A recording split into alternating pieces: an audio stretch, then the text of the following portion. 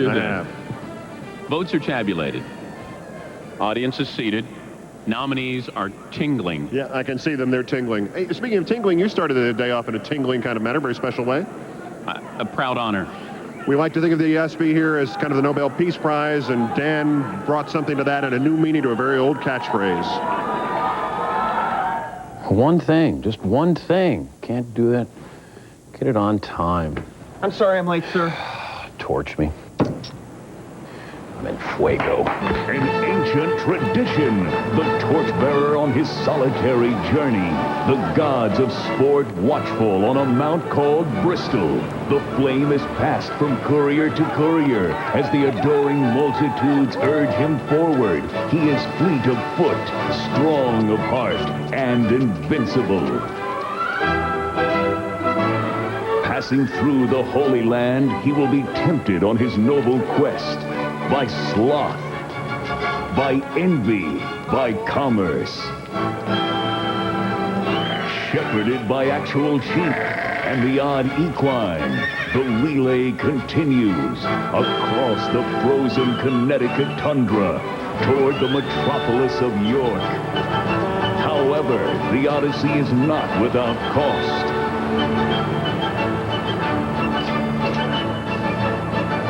Into the land of Giuliani, Trump, and Koch. The torch is passed to the goddess of highlights. As the flame blazes through the valley of sin, each warrior displays Herculean feats of strength. Beaming with pride for no apparent reason, our giddy sojourner sojourns, oblivious to bad ideas. On its penultimate leg, the torch is handed to the master of hyperbole, who, despite his burning lungs, cannot get a T.O., baby! Ladies and gentlemen, running the anchor leg, your host for the 1997 ESPY Awards, Jeff Foxworthy.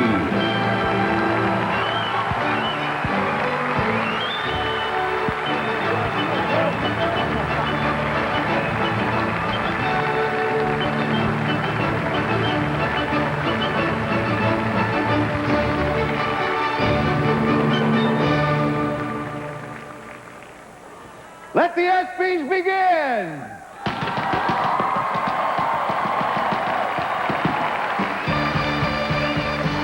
Scheduled to appear on tonight's celebration, Scott Bakula, Tyra Banks, Chris Berman, Yasmine Bleeth, Bill Cosby, Mark Curry, Carl Erskine, Dean Felber, Vivica A. Fox, Steve Guttenberg, Bridget Hall, Mia Hamm, Kadeem Hardison, Dennis Hopper, Desmond Howard, Peter Jennings, Laura Layton, Bob Lee, Rebecca Lobo, Joe Morgan, Keith Olbermann, Dan Patrick, Lou Diamond Phillips, Sidney Poitier, Gabrielle Reece, Dot Richardson, Robin Roberts, Darius Rucker, Paul Schaefer, Nicollette Sheridan, Charlie Steiner, Kerry Strutt, Joe Theismann, John Thompson, Mike Tirico, Janine Turner, Dick Vitale, Marlon Wayans, Reggie White, and Robert Wuhl.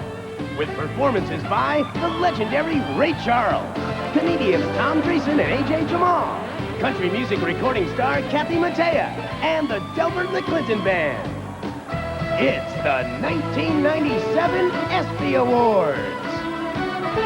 Once again, please welcome your host for this evening, Jeff Foxworthy.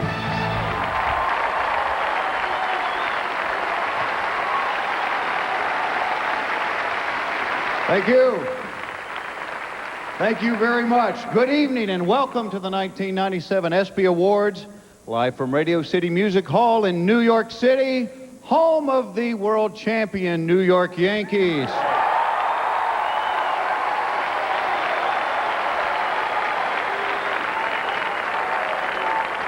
You know, we Georgians weren't that happy about the outcome of the series.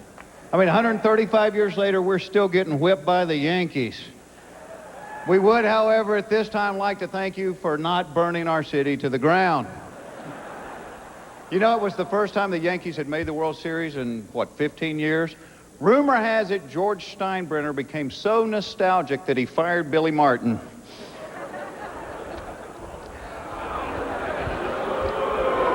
Oh. Oh, by the way, if you're wondering why it was so easy to get in here tonight, our doormen are all New York Jets offensive linemen.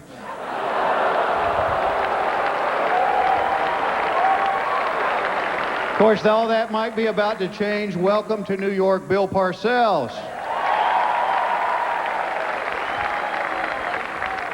And speaking of football, once again, there were problems for the Dallas Cowboys. Apparently, Jerry Jones is in trouble. Yeah, under the FDA truth in labeling laws, he now has to rename the Cowboys' home field Mile High Stadium. In fact, Jerry Jones has had so many troubles with the Cowboys this year, we have heard his first 2 draft picks for 97 are going to be Jacoby and Myers. In the NFL, a new system is being proposed to assist the possible return of instant replay. It is called Getting the Calls Right the First Time. And what a great year for college football. Florida ended up being #1. Danny Werfel won the Heisman Trophy. In his acceptance speech, Danny said he wanted to thank the Lord, to which Steve Spurrier replied, "You're welcome." By the way, this show is scheduled to last 3 hours. I say that for the benefit of the home audience and any Boston College players betting the over-under.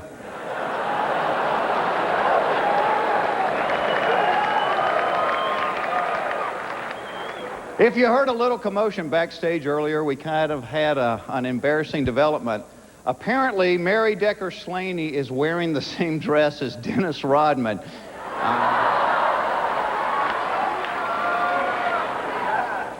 You know, Ted Williams once said that the most difficult thing to do in all of sports was hitting a ball.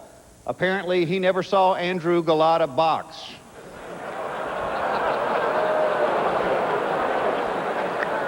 In other sports news, last March, Jeff King won the 24th annual Iditarod sled race, proving once again, if you hit an animal, it will run. 1996 was a big year for Atlanta. We hosted the Olympic Games, and although the Games received a little bit of criticism, we Georgians were quite proud. It was the first time we had ever had a flame that big without a pig on it. A lot of great athletes were at the game, including Ireland's Michelle Smith, who won 3 gold medals, denied she was on steroids, and then swam home.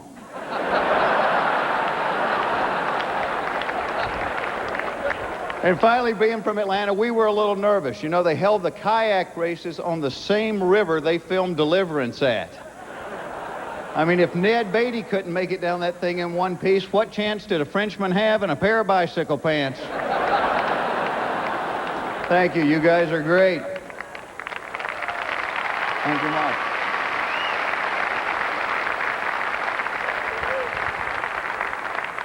Now, as we look back and reflect on the past year in sports, we find an abundance of vivid moments and special athletes. So let's share some of the memories of the year gone by.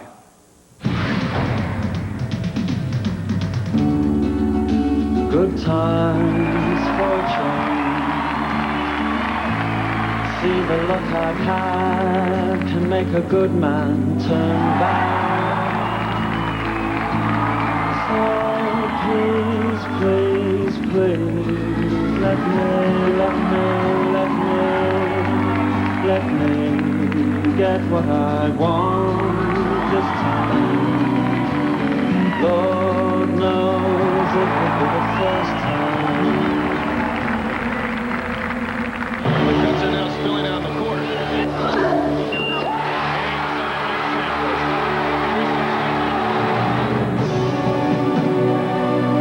Under 10, back door.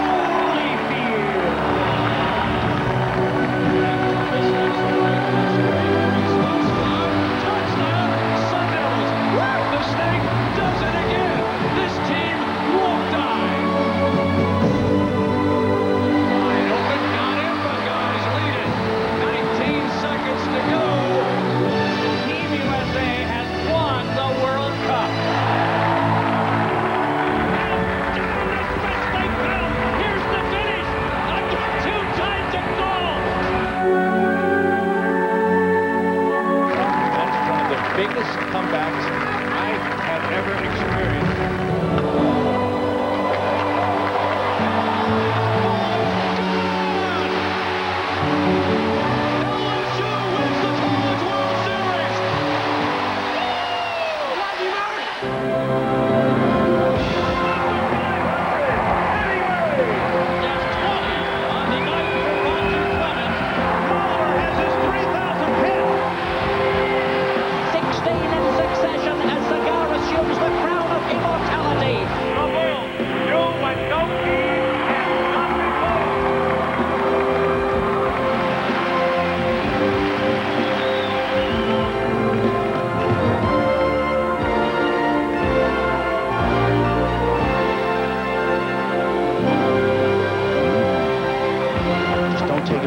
Because you never know. Tomorrow's not promised to any of us.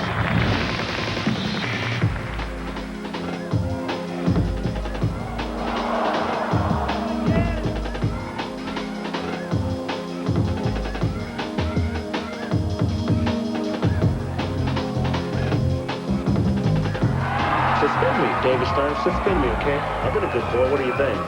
I honestly believe that I had a better chance of winning the lottery than contracting this disease.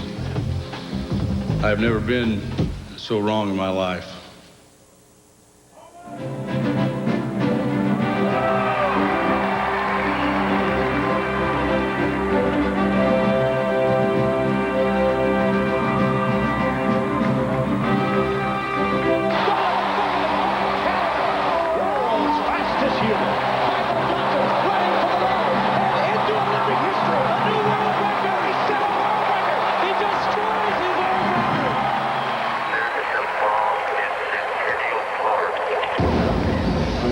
Terrorism, our worst fear realized. Evacuate the area. Go! Like a war zone. The games will go on. Listen as your day unfolds. Challenge what the future holds. Try and keep your head up to the sky. Don't be ashamed to try. You're gonna be.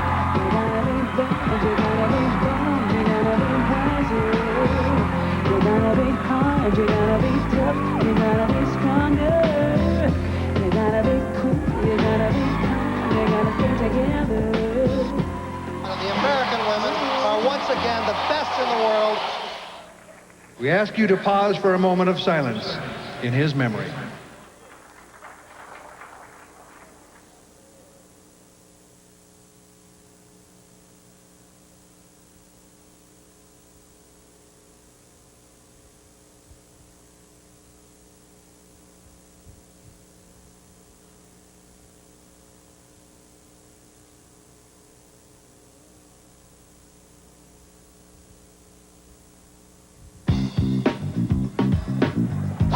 Tiger comeback completed, and with it, golf history. I have decided to skip college and take my talent to the NBA. Kobe Bryant says, give me a piece of that. It's gone, a grand slam home run for Alex Rodriguez.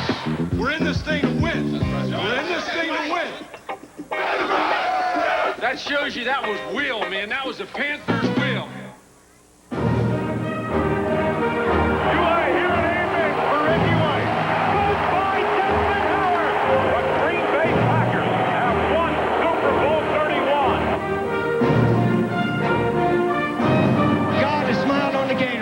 About it. I'd like to just say a few words. Kentucky is the king of college basketball.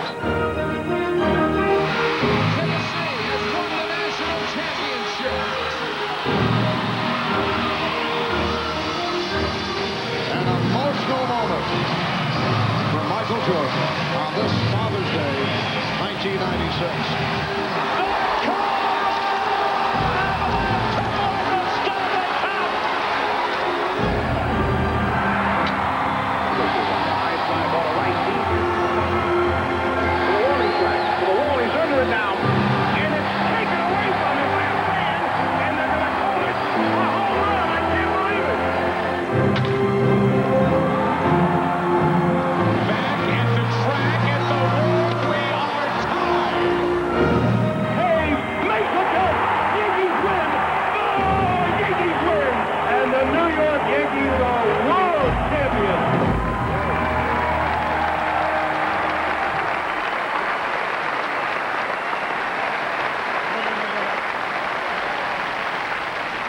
Ladies and gentlemen, to present the award for Comeback Athlete of the Year, from The Late Show with David Letterman, Mr. Paul Schaefer.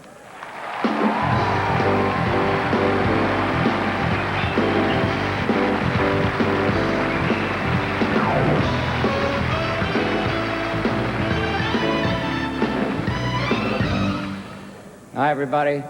Delbert, Katz, ladies and gentlemen. I'm here to present the award for the Comeback Player of the Year. Speaking of snappy comebacks, Albert Bell, great left fielder, now with the... Welcome back. Later on, Marge Schott will be out to apologize for the remarks she made while apologizing for some remarks she made during her original apology for some earlier remarks. Please stay tuned. But first, before we go any further, we got to lay out the rules. Now, they are a little complicated for a redneck from Georgia.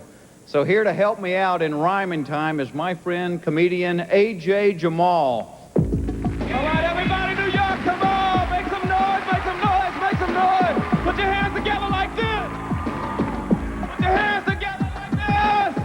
Come on, come on, come on, come on, come on, come on, come on. Now we came here tonight to see the ESPY pick for the year of our Lord 1996. We do it in the winter, we've been doing it for years. All the best athletes who've been chosen by the peers. Now comments don't vote, I know you do. The nominees are picked by a super special crew with talking coaches, players, Hall of Fame greats. They even ask the press to help decide their face. Now these 17 stars, they don't complete the mix. There's a breakthrough, the comeback, the coach at 96. So we're shaking, we're banking, we're three-point making, we're smoking, we're joking, we're home run stroking, we're willing, we're giving, a touchdown filling, a Rudy, a Tootie, a game sick booty. I gotta take a break right now, I'm getting tired. I don't know how the rappers do it. Y'all keep working, it's like aerobics. Okay, this is part 2. And for you out there just sitting all alone, you can vote for the ESPY by picking up the phone. I know you got a notion, I know you wanna call 1-900 for the best player of the all. If you don't got a phone and you like the cyber check, the ESPY Sports Zone is where you should be at. Hockey, football, the NBA. Now this is the best chance to pick the best play. Baseball, tennis, the NHL. If you don't call us, how will we tell? Running, swimming, the NFC. Just one thing, these calls ain't free, but we're shaking, we're banking, we're three-point making, we're smoking, we're joking, we're home run stroking, we're willing, we're dealing, a touchdown filling, a Rudy, a Tootie, a kick save beauty, to the E, to the S, to the P, to the Y, 1-900, give it a try, ESPY 96, those are the rules, here are the picks, ESPY 96, those are the rules, here are the picks, I'm out. I need oxygen. We'll go through that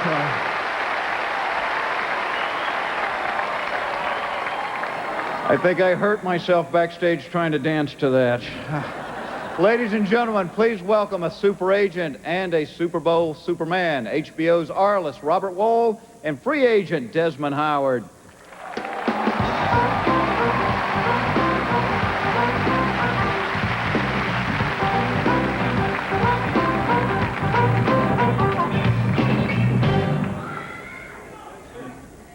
Just forgive the look. I'm going to Desmond's bar mitzvah right after this thing. Congratulations, Desmond. Thank you. You could not have picked. You bet. You bet.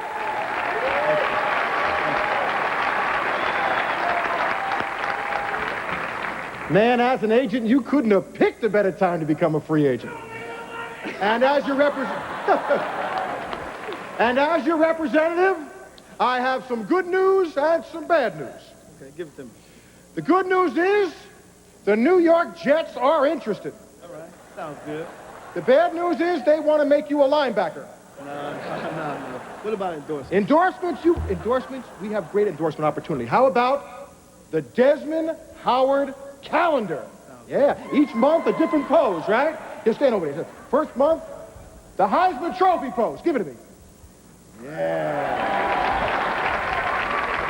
The next month, the Roberto Alomar pose. And finally, the Riddick Bowe pose.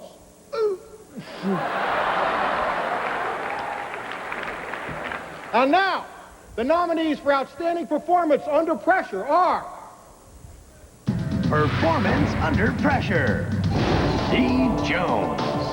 Down 4 strokes, came back to beat the monster at Oakland Hills. Found the toughest hole. Jones wins the title. Carl Lewis. On his last attempt, qualifies in the clutch. Wins Olympic gold. Terry Struck. She knows what to do. Fought the pain to seal team gold. Tiger Woods. Rallied from 5 strokes down. Are you serious? To clinch his 3rd straight amateur championship.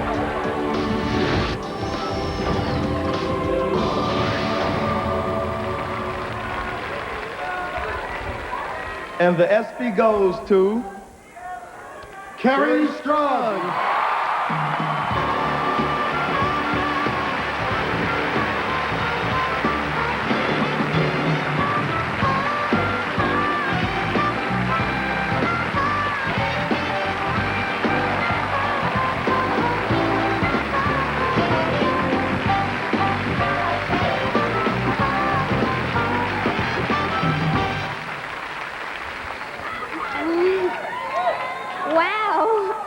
I can't tell you how excited I am to be here tonight with all these wonderful athletes and entertainers.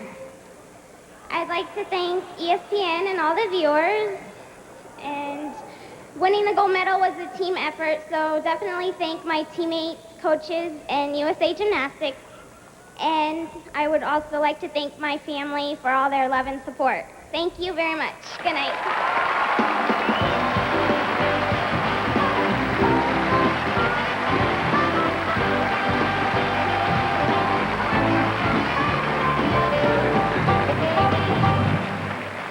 Please welcome the prettiest earthling left standing in Independence Day, and a man you probably won't notice because he is standing right next to her. Here to present the award for Driver of the Year, Vivica A. Fox and Charlie Steiner.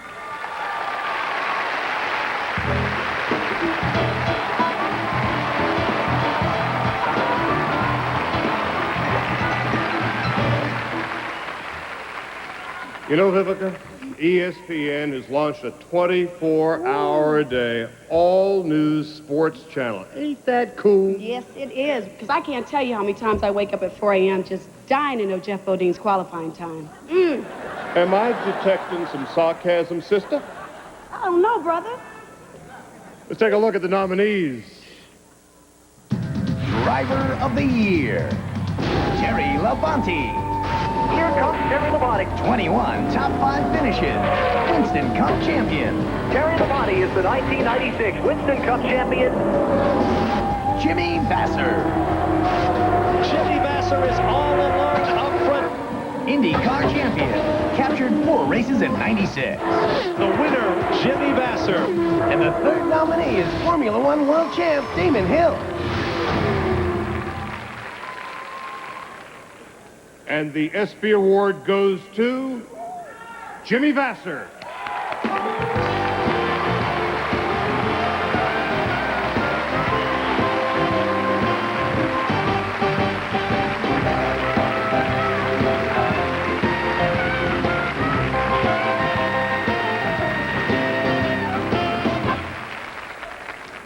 Thank you very much. I'd like to thank ESPN for putting on this great show and having us all here. I know motor racing seems like it's kind of an individual sport, but it's not. I wish I could have my whole team up here, the whole Target Chip Ganassi race team. They put in a lot of effort, and I couldn't do it without them. It's a very big honor for me to be here to represent my sport of motorsports, and more specifically, the PPG Cup Championship. I'd also like to say thanks to all my family and my friends that gave me all the support that's necessary to do a job like this. So thank you very much.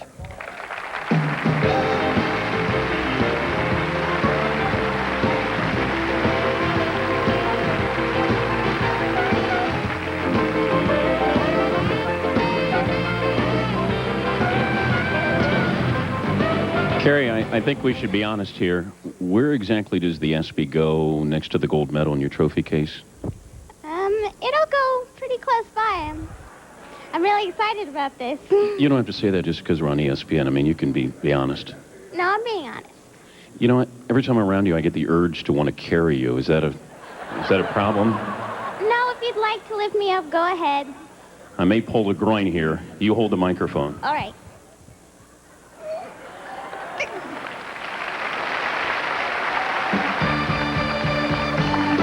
Professional Basketball Player of the Year, Supermodel Tyra Banks, and a special tribute to the greatest, Muhammad Ali, when the 1997 ESPY Awards continue. Well, we do commercials from time to time, and frankly, we're pretty good at it. I love the chicken, I love the donuts, I love Margie's all-you-can-eat house of chicken and donuts. People trust us. Have you ever been injured? Well, the law firm of Steicher and Cronin want to turn your whiplash into hard cash. America's best-loved sports melodies. Let's go Rangers! Push her back, way back. No one sings like Olbermann. Jarrow. Bottom line is, we move merchandise. Ladies and gentlemen, performing her brand new hit single, 455 Rocket, two-time Grammy Award winner, country music's female vocalist of the year, and just an all-around great gal, Kathy Mattea.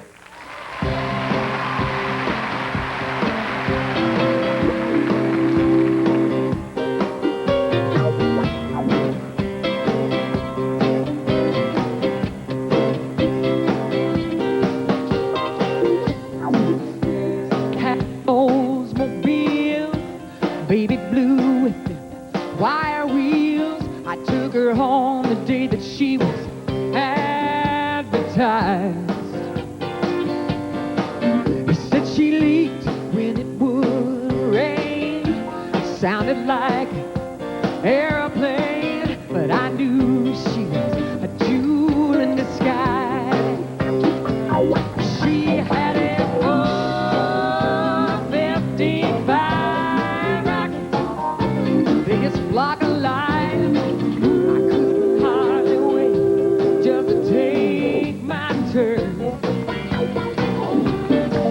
She was made for the straightaways. She grew up hating Chevrolets. She's a rocket. She was made to burn. Well, whose jump pile piece of Chevelle is this? Two boys come here to race or just kiss? Now, don't you want to know what I got underneath my hood? I know she might sound like she's missing, but buddy, she could teach you a lesson. In just a quarter mile, and I smoke it good. In my 455 rocket, kind of police drive, I couldn't hardly wait just to take my turn. She was made for the straightaways. She grew up hating Chevrolets. She's a rocket.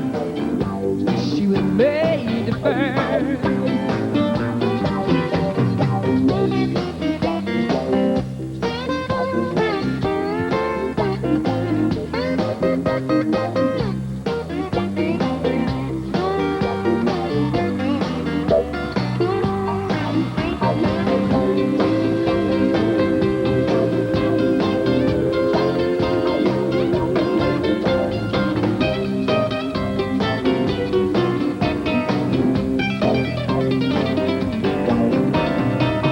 Telling you and I ain't ashamed.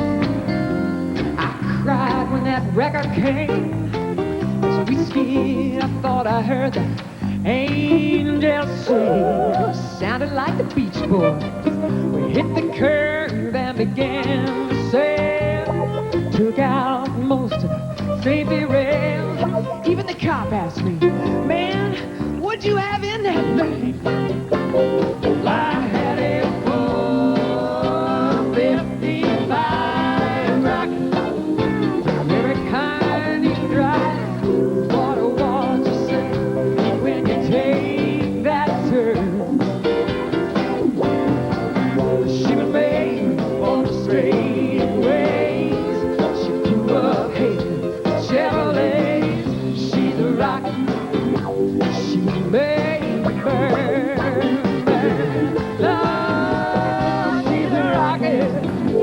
she obeyed first.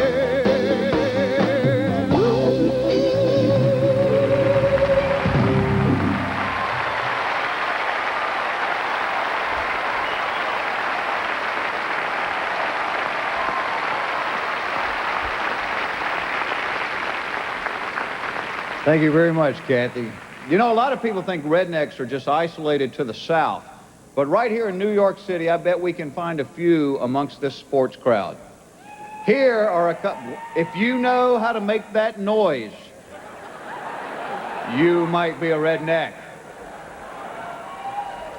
If you have fewer original teeth than Eric Lindros, you might be a redneck. If your wife wears more jewelry than Deion Sanders and it's all from the Home Shopping Club, you might be a redneck. If you can't understand why Jeff Gillooly left a catch like Tanya Harding, you might be a redneck. If you have to take off your shoes to count the number of ESPN channels, you might be a redneck. And that went over like Mark Furman at the Million Man March, didn't it? If you do not watch Braves games because you think Ted Turner married a communist, you might be a redneck. If you think the dream team is Junior Samples, Buck Owens, and Roy Clark, you might be a redneck. And last but not least, if you think a loose ball foul means your boxer shorts are too big, you might just be a redneck. Thank you.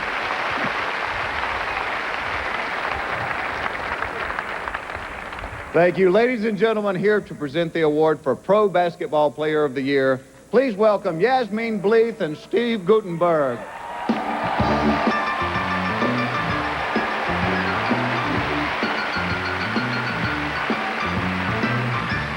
Good evening. What an honor to be here tonight. Yes. Muhammad Ali is here. Such a pleasure to be here with him. Absolutely. Yes. So, Steve, you know, at an NBA All-Star game, a fan missed a three-point shot for $1 million. Really? It's no big deal. Shaquille O'Neal misses $6 million worth of free throws every night. Yeah, that's true. But to Shaq, that's like basically walking around money. Really? Yeah.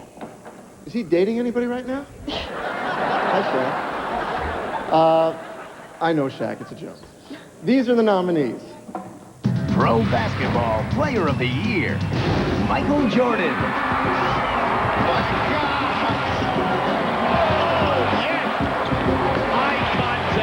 Captured his 8th scoring title, the most ever. Hakeem Olajuwon, an unprecedented 11th straight year with at least 200 blocks and 100 steals. Oh, the Dreesen shake. There it is. Rejected. Olajuwon. David Robinson. Oh, my. 5th in scoring, 2nd in rebounds, named to the All-NBA first team. The best going at it.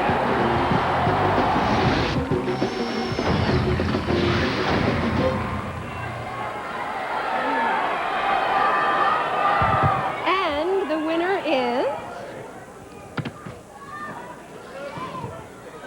Michael Jordan.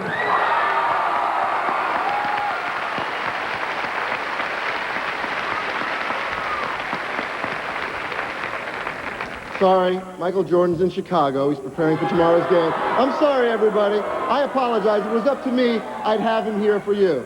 He's not. I apologize. But, hold on. He sent a message. Let's see it. I'd like to say thank you to my teammates and the organization for their support all season long, and along with my wife and my family for their support as well. And right now, I'm in Chicago practicing, trying to get ready for Charlotte tomorrow, and doing everything in my power to get Dennis back in the flow of things, and that means he's got to put pants on and get ready for the game. So I want to thank ESPN for their support, as well as for the fans for voting for me as NBA Player of the Year. Hopefully I get the opportunity to come back and do this next year, and I'll be there live. Thank you very much.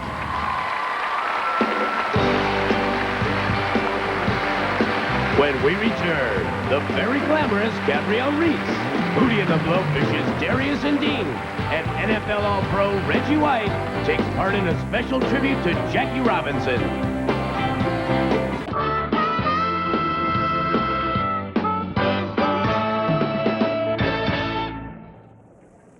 I need your help, folks. Apparently, we've had a little bit of a seating mix-up tonight. If you look down and you see a spittoon, you have mistakenly taken Roberto Alomar's seat. Now, here to present the award for Women's Golfer of the Year from Hootie and the Blowfish, Darius Rucker and Dean Felber.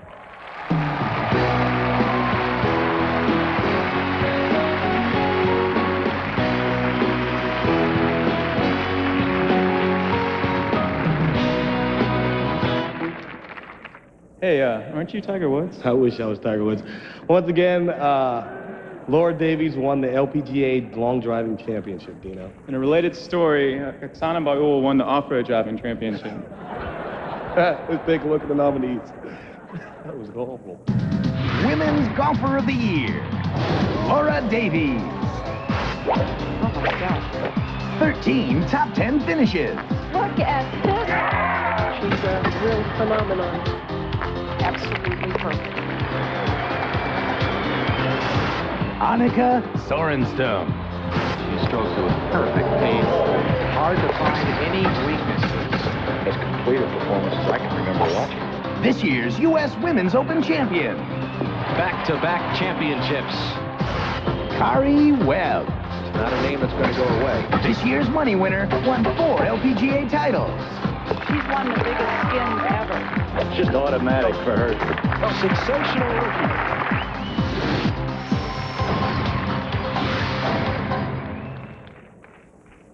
And the winner is Kari Webb.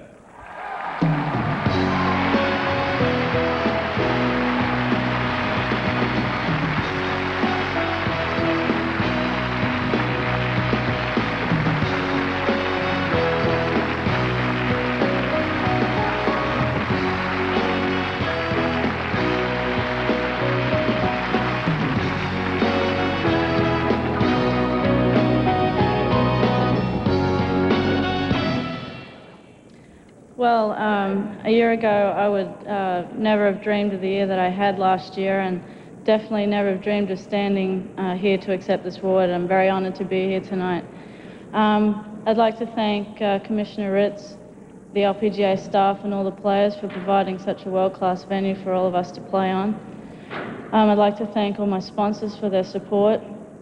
I'd like to thank my family for their support as well, and I'd like to thank my coach, Calvin Haller, for all his support and help throughout the years. Thank you very much.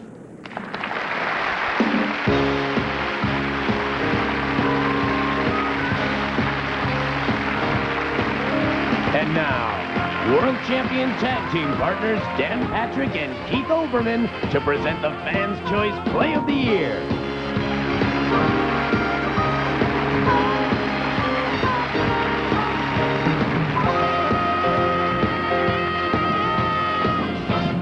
I got here first, I can talk first. Every year, tens of thousands of plays are made by athletes in the heat of competition, then quickly forgotten, eclipsed by the next bit of action. But there are other moments, sights, sounds, emotions, if you will, that we will never forget. John Havlicek stealing the ball, Dick Trickle's transmission falling out, or Oliver McCall acknowledging his inner child. Are you through? I am. These special plays are inducted forever into our collective sports memory, and 1996 had no shortage of candidates.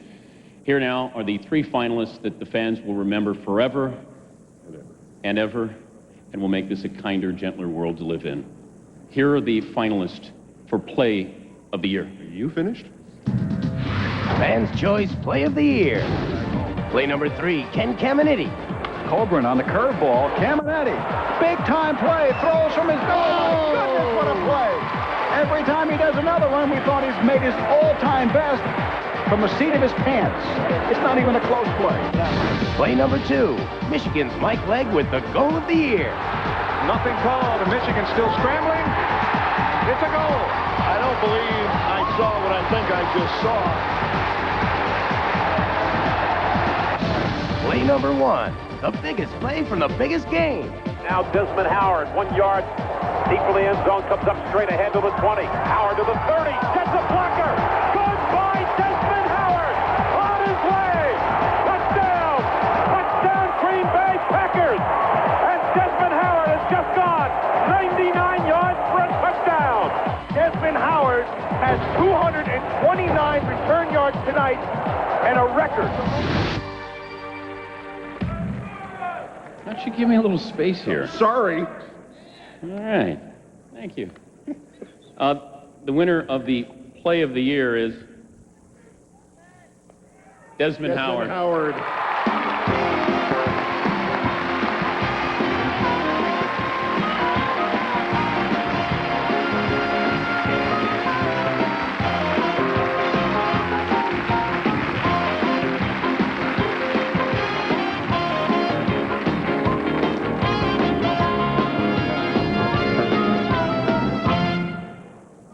Thank you very much. First of all, I'd like to thank God for giving me the ability to play football, and thank Ron and Wolf for bringing me to Green Bay and giving me the opportunity to show the world my God-given talents. I'd like to thank my parents who aren't in attendance tonight, but who I love very dearly. And being that this is Black History Month, I'd like to take the opportunity to thank the Black pioneers who paved the road in which I'm traveling on today.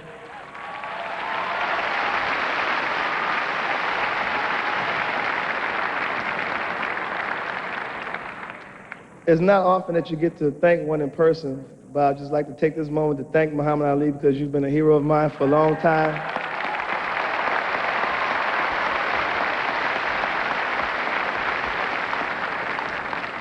I love you very much. I love what you've done, and I love what you stand for. And last but not least, I'd like to thank the ESPY, who is slowly turning into Comedy Central. Thank you.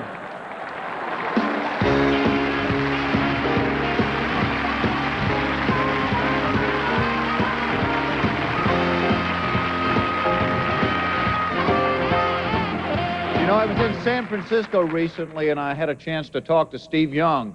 You know, he's had a couple of concussions over the past year. I asked him if he thought they might have any long-term effect, and he said, "Hey, Joe Montana's a great quarterback.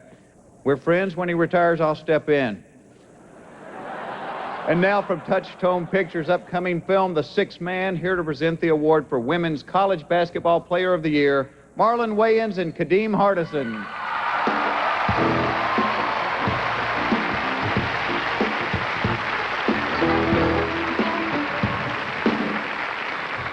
Hey, Mom, thank you in the back.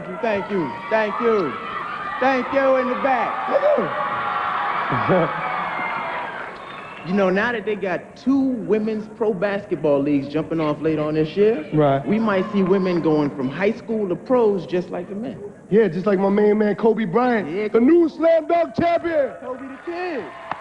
Yeah, he's only 18. 18? Yeah. Dang, that's young. Well, you know what Dennis Rodman said. Kobe's too young to even start shaving his legs. Yeah, right. Okay. And the nominees are Women's College Basketball Player of the Year, Shamikwa Holtzclaw, Freshman Phenom. She's been a tremendous player. Led the Lady Vols to their 4th national title. The shot is good. That's it. Jen Rosati, first team All-American. Great penetration, aware of everything on the court. She hits the big shots. Rosati. Another Final Four appearance. Sadia Roundtree. Look at Sadia go. Just gave us the wide eye. Yeah. Roundtree again. Here comes Roundtree. Naismith Award winner as Women's Player of the Year.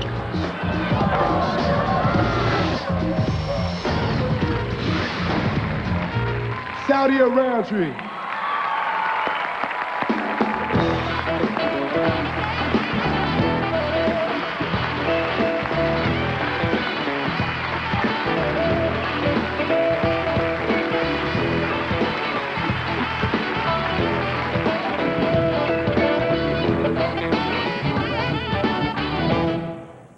Hello. First of all, I'd just like to thank God for giving me the ability to go out and do the things that I know I can do. Without him, none of this would be possible. I also would like to thank the University of Georgia and Coach Landers for making me the player that I am today. And all of this is a team effort. And without the team, I wouldn't be the player that I am today. The team pushed me to be a great player and just to be great. And I'd just like to thank all my coaches and all the people who helped me along the way. This is for you. Thanks, ESPN.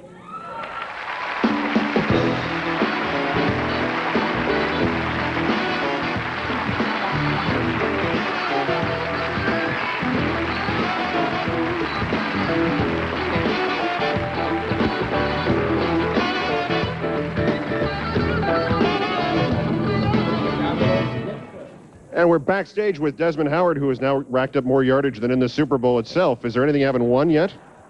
You got the NFL Play of the Year, you got the Play of the Year, you've been out here presenting, and you had one of the best jokes so far as you changed the name of the network. Congratulations. Well, thank you very much. All right, what are your free agent plans? Everybody wants to know. This is the city where everybody from the Super Bowl winds up eventually, or sooner or later. Well, I plan to take a couple of visits if it doesn't work out with the Packers immediately, but hopefully I'll be back in Green Bay. That's my primary goal at this point. All right, we don't want to get the commissioner involved in something else. Thank you, Desmond. Congratulations again. The ESPYs will continue in a moment.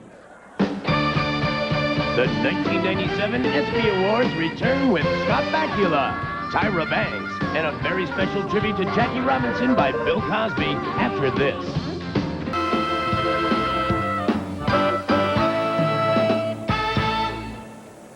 They are all here. Yes, sir. Everybody got dressed up and came to the ESPYs. Here we have Paul O'Neill from the world champion New York Yankees. Paul made the greatest catch of the playoffs for the Yankees. Well, the second greatest catch right after Jeffrey Mayer. Down here we have Bob Kraft. Bob has come to New York tonight to visit his old coaching staff, I guess. A little further down, we have the heavyweight champion of the world, Evander Holyfield, ladies and gentlemen.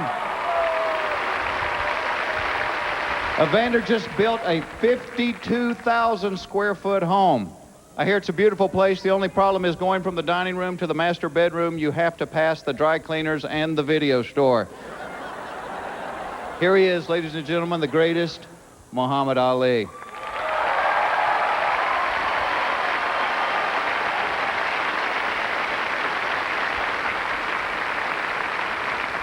And we have George Steinbrenner. George, congratulations on getting rid of all those pesky World Series heroes.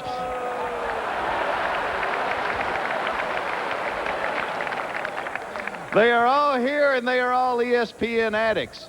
For those of you at home that aren't sure if you are an ESPN addict, we came up with a little test. If you let Chris Berman name any of your children, you might be an ESPN addict. If you know the date of Rich Kotite's last 3 coaching victories, you might be an ESPN addict.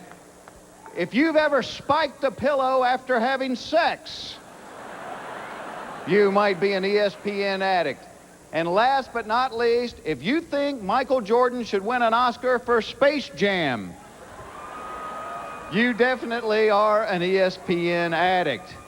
So ESPN addicts, ladies and gentlemen, here they are, the apple of Little Penny's eye and America's favorite time traveler, Tyra Banks and Scott Bakula.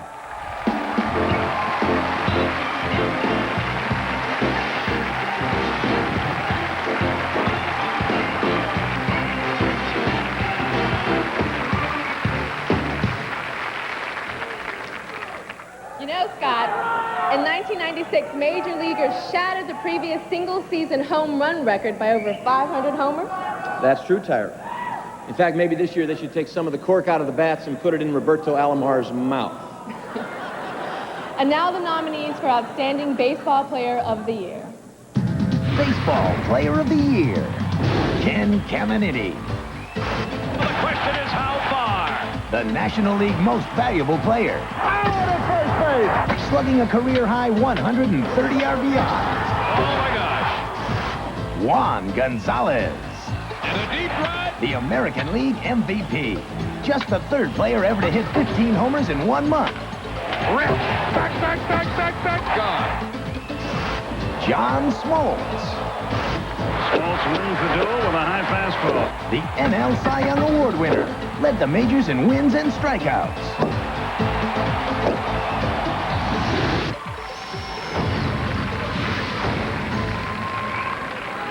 The ESPY Award goes to... Ken Caminiti. You did it right. You did it right.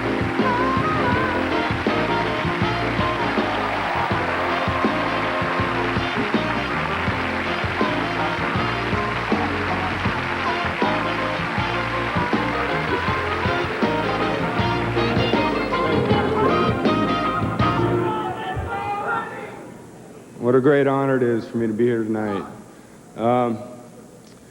I'd like to thank a couple people. Number one, I'd like to thank the Lord for the talents he's given me. I'd like to thank John Moores and his wife, Becky, the owner of the Padres. I'd like to thank the Padres for giving me such a great atmosphere. I'd like to thank my teammates.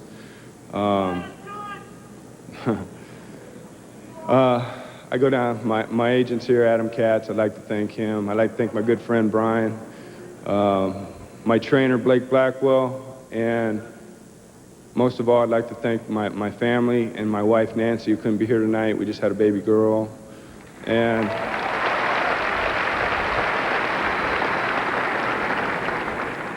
I'd like to say hello to my other two girls, Kendall and Lindsay. Daddy did good. Thank you.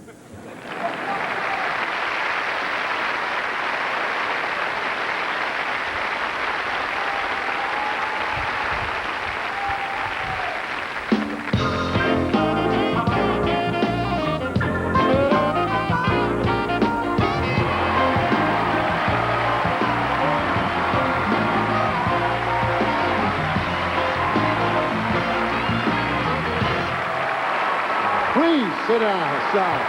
Don't. Thank you. Please, please.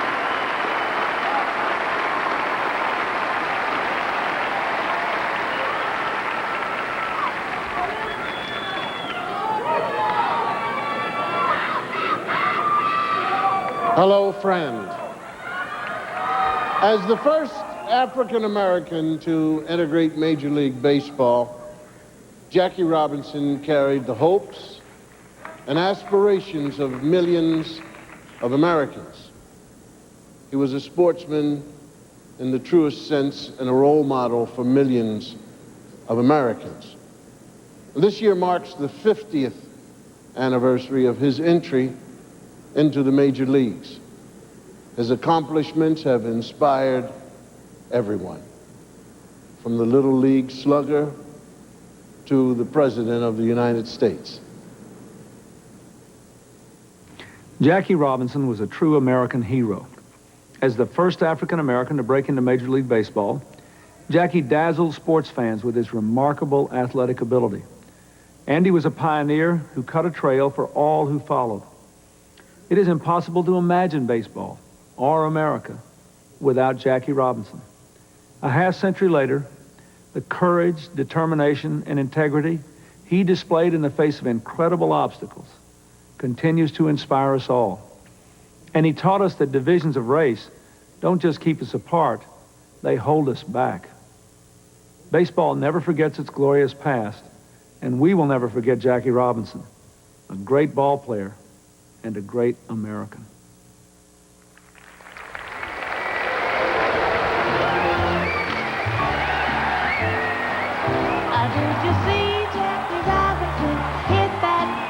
Jackie Roosevelt Robinson was playing in the American Negro League when Dodger general manager Branch Rickey signed him to play for their top farm team, the Montreal Royals, setting the stage for Jackie to become the first black player in Major League Baseball. The talent was there, and he had a little more to offer than the other guys that I knew could have played Major League Baseball at the time, but they wouldn't have realized how much it meant. Jackie knew. The pressure on Jackie to succeed was enormous. He had pledged to Branch Rickey not to respond to physical or verbal abuse. On the field, while he faced spikes, and while he faced the threat of the game closing down to deny him the right to play, he also faced white kids throwing rocks at his house.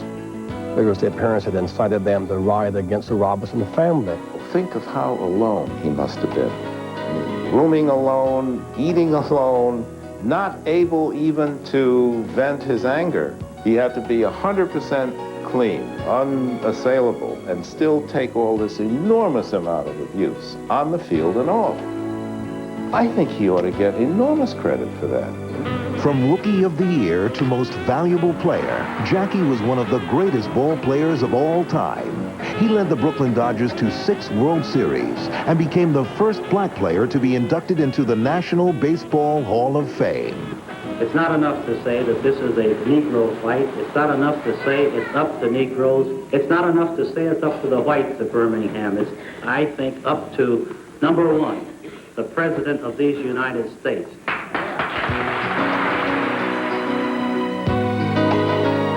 He didn't just open doors in baseball, he opened doors all over the country. All of a sudden, a galvanizing thing had happened, and people said, we got to take a second look at black hiring. Jackie Robinson's demeanor and persona as the pioneer in breaking the color barrier in the big leagues did more for race relations than all of the churches, synagogues, and temples put together. He took seriously using his hero power as a factor in the emancipation of his people.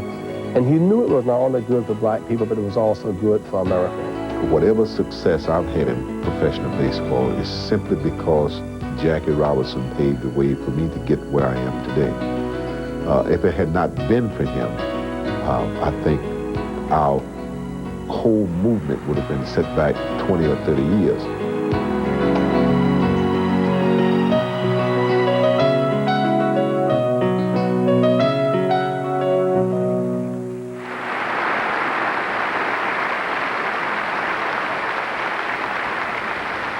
Joining our tribute this evening are a few of Jackie's friends and admirers. Please welcome one of the greatest defensive players of all time and the inspiration for the Green Bay Packers and all of America, Reggie White.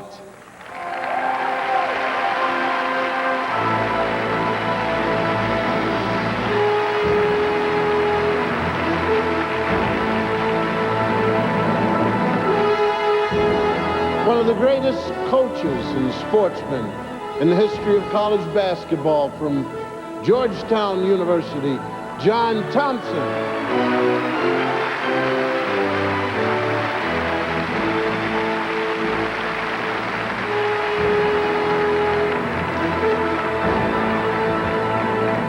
Jackie's teammate and friend, Brooklyn Dodger pitching great, Carl Erskine.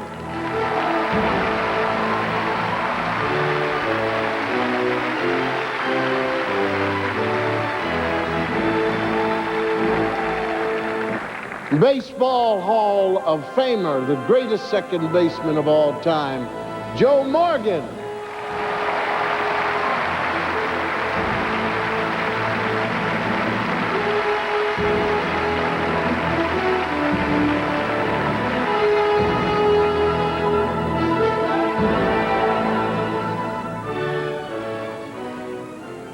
As a man of God, I realize I have a responsibility to both my teammates and my fellow man.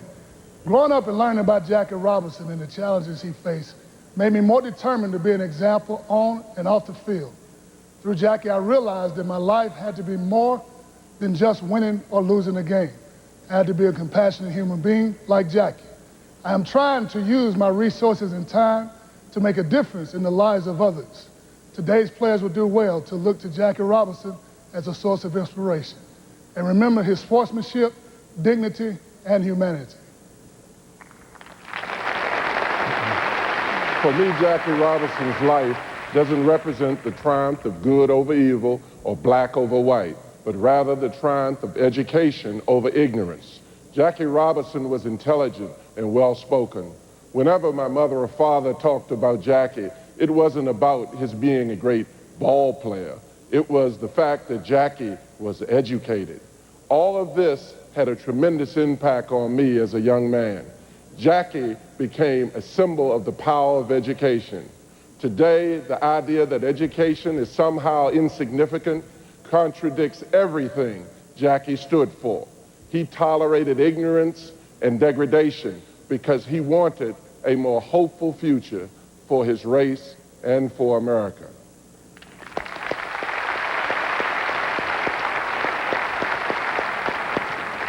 Jackie was an intense and a disciplined man, probably one of the most exciting and competitive players anyone could meet.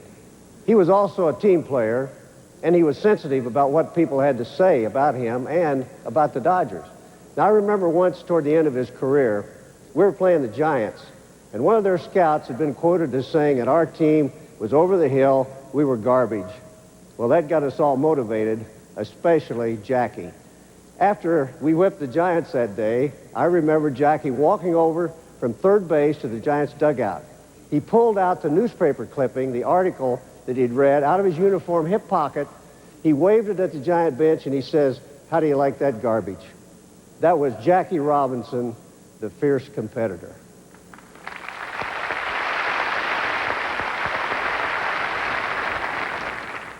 During the early part of my career, when I was playing in the minor leagues, I had racial epithets hurled at me, and I can honestly say there were times when I felt like giving up. And I thought, what would I say to my father? And then I remembered Jackie. He never quit. Years later, I had the opportunity to meet him. He was working for NBC television, and I walked over, I introduced myself, and I shook his hand. And I said, "Thank you." He smiled at me, and he said, "You're welcome." I'll never forget that smile, and I'll never forget Jackie Robinson.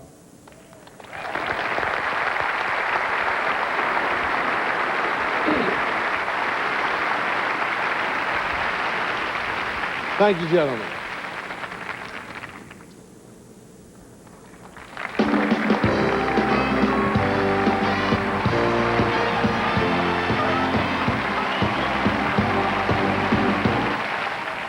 It is my very great pleasure to present the ESPY Award to the woman whose love and understanding was an inspiration and a source of strength for Jackie Robinson. Rachel Robinson.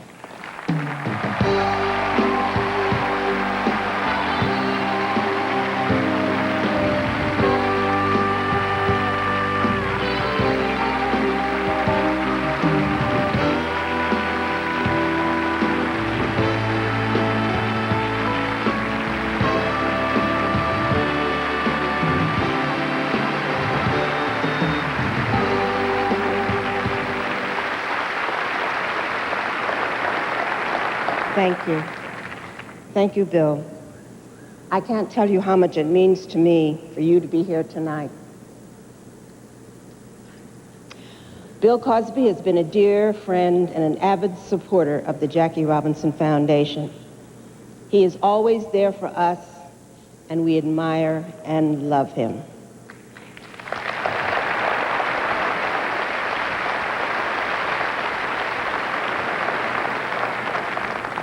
I am also deeply moved by the personal expressions we have just heard from these giants of the world of sports. The Jackie Robinson Foundation was created in 1973 to honor his legacy and acknowledge the effects of his extraordinary life on every facet of the society. Jack often said and deeply believed, a life is not important except in the impact it has on the lives of others. And I am proud of the impact the foundation has had on the lives of hundreds and hundreds of young people. Almost 500 young people have received scholarships of $20,000 apiece and have been awarded to these deserving students. These students we have a graduation rate of 92%, the highest among any program in the country.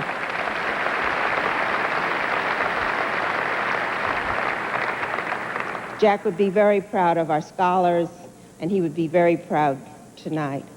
This 50th anniversary offers an occasion for us to rededicate ourselves to the struggle for equal opportunity, and it is with gratitude to ESPN and on behalf of the Jackie Robinson Foundation, that I am pleased to accept this special ESPY Award. Thank you all so much.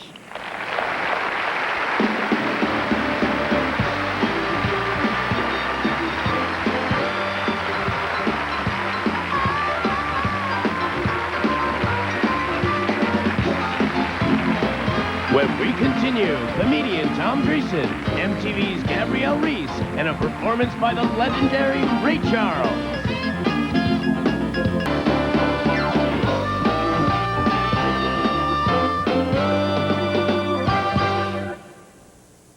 Ladies and gentlemen, here to present Breakthrough Athlete of the Year are two former college hoopsters, Mark Curry and ESPN's Robin Roberts.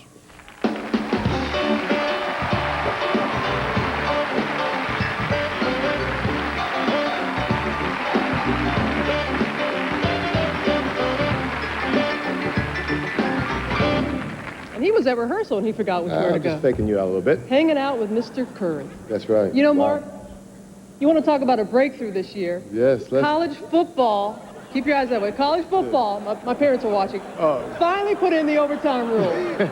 So the breakthrough, I was like, yeah. Yes. Yes, apparently an NCAA spokesman said, we feel everything should be decided on the field except the national championship, of course. Maybe we'll roll some dice, spin the bottle, go to Vegas. We don't know yet. You sound like an NCAA spokesman. Thank you very much. Now the nominees for Breakthrough Athlete of the Year. Breakthrough Athlete of the Year, Mariano Rivera. Second season in the show, batters hit only 189 against him. Struck him out, and the ball game is over. Alex Rodriguez. American League batting title at just 21 years old. It's grand slam big time, and Rodriguez is the hero. Tiger Woods. Only third golfer in history to win NCAA and U.S. amateur tournaments in the same year.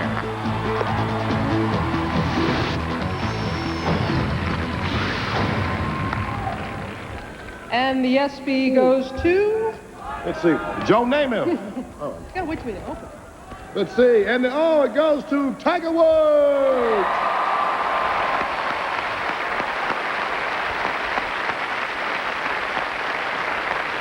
Tiger Woods couldn't be with us tonight because he's practicing his golf swing. He feels he's not good enough.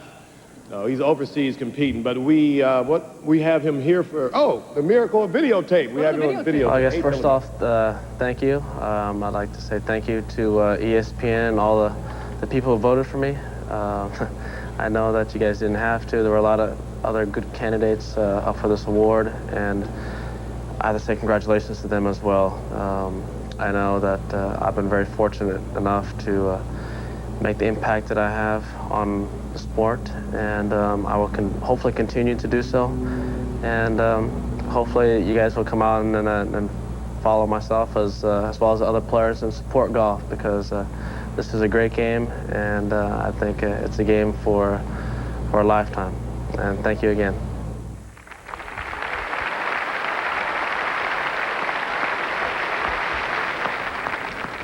Sure he's young, sure he's good looking, sure he's rich, but do you think he's really happy? I don't. Our next performer is a very funny man. He has done over 60 Tonight Show appearances and has toured the country with the chairman of the board, Frank Sinatra.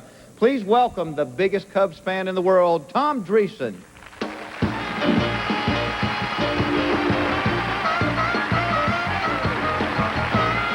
Thank you very much. I can't tell you what a thrill it is for a Chicago boy to be here in New York City. Last night we went into a karaoke bar in Times Square. First of all, I think karaoke combines two of the nation's greatest evils. People who shouldn't drink with people who shouldn't sing. A guy from Chicago got up and sang New York, New York, and a guy from New York got up and beat the hell out of the guy from Chicago. But I'm here celebrating tonight. I just finished a screenplay. It's going to be a big hit. I'm very excited about it. It's about a priest who leaves the priesthood and goes to Denmark and has a sex change and comes back to the States and becomes a nun, and then he pickets for the rights for nuns to become priests. You remember Going My Way? This is called Which Way Am I Going? I'm thinking about getting Dennis Rodman to play the lead, and how many of you think that Dennis Rodman makes RuPaul look like Dick Butkus? But they stepped up. He was out of the plan for 11 games, and the Bulls stepped up. I think they went 10-1 while he was gone because Michael Jordan stepped up. Michael Jordan, think about this. He just scored here in this city 55 points for the 36th time in his career. And people think that's fantastic. Wait a minute. I'll tell you what's fantastic. Wilt Chamberlain scored over 50 points 122 times in his career. And 80 times in a season. That's a record that'll never be broken. He also said that during his career, he made love to 20,000 different women. That's a record that can only be broken by maybe Bill Clinton in the next 4 years. Who knows? I don't know. But anyhow, well, it's a shot. 20,000 times. The man made love 20,000 times. I haven't touched myself 20,000 times.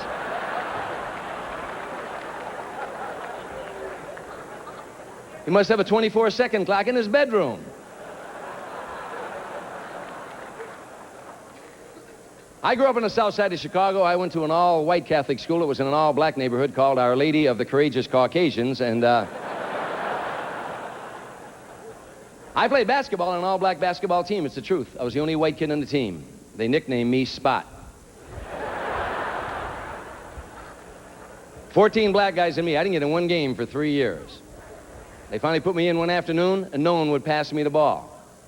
They claimed they couldn't see me in the daytime.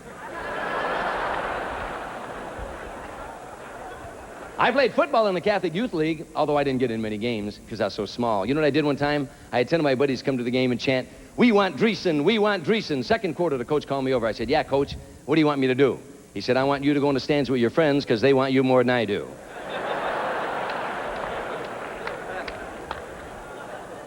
Tough year for football fans. We have no say-so anymore. Any fans have no say-so. The owners do what they want to do, the players, and the fans get no say. Cleveland goes to Baltimore if they want to. Houston's going to go to Nashville. The Bears threatened us last year. They're going to move to Gary, Indiana. I don't care if the Bears move to Gary, Indiana, as long as the owner moves there with them, downtown Gary, and walks to the Monday night games alone. I'm not saying Gary's dangerous. You can go through Gary at night if you're a bullet.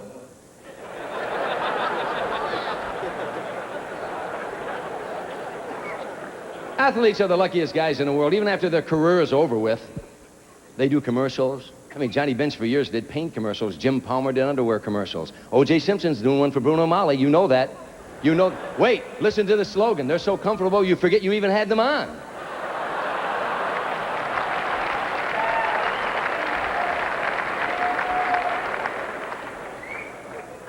Baseball fans are the goofiest, though. And usually the ones who are the heavy drinkers, they should not allow booze at ballparks. I mean, really, because in the seventh inning, like in Chicago or anywhere in America, what do? They stand up and they sing, "Take Me Out to the Ball Game." They don't even realize they're at the damn ball game. Have you ever heard a dumber song in your life? "Buy me some peanuts and Cracker Jack, then I don't care if I ever come back." What the hell's in a Cracker Jack? Heroin?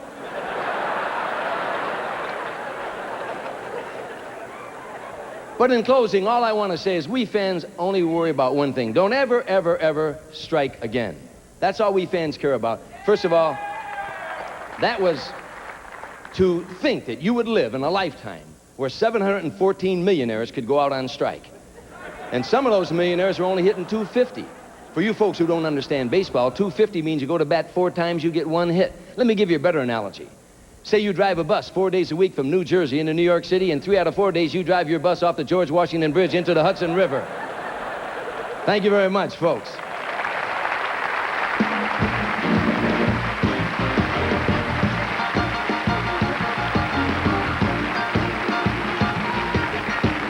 Here to present the Coach/Manager of the Year award are the spectacular Gabrielle, Reece, and Academy-nominated actor Paul Sorvino.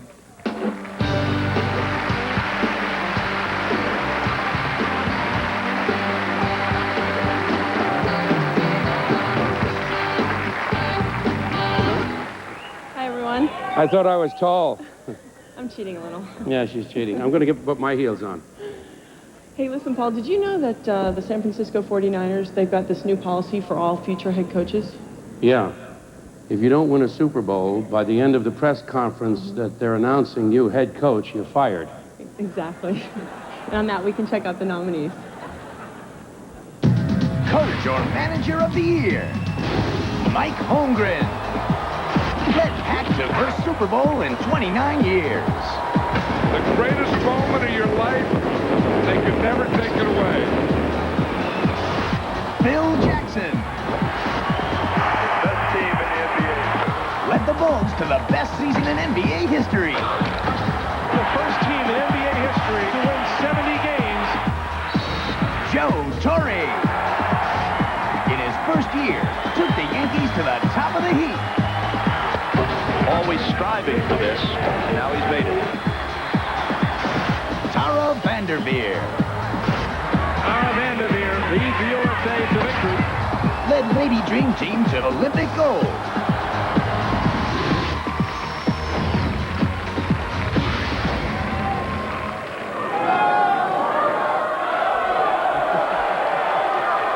Okay. It's your turn. You got to do it. Okay. And the winner is Joe Torre.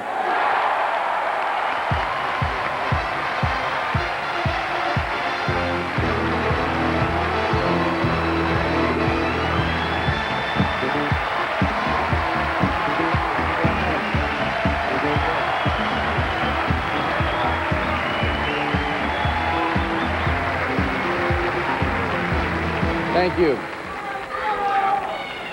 I love you too. I want to thank ESPN, all the fans, all the viewers. It's wonderful.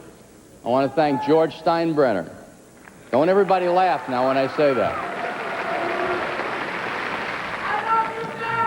I want to thank George for giving me the opportunity to manage the world champions. I want to thank Bob Watson for making it easy to work next to him.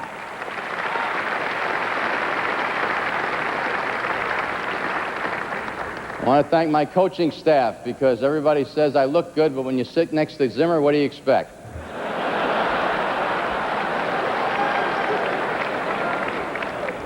And of course, the players.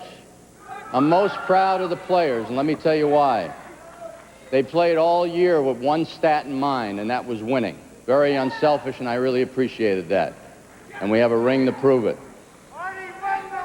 And I want to thank my wife, Allie, for never letting my dream die. And my brother Frank, by the way, is great. Thank you.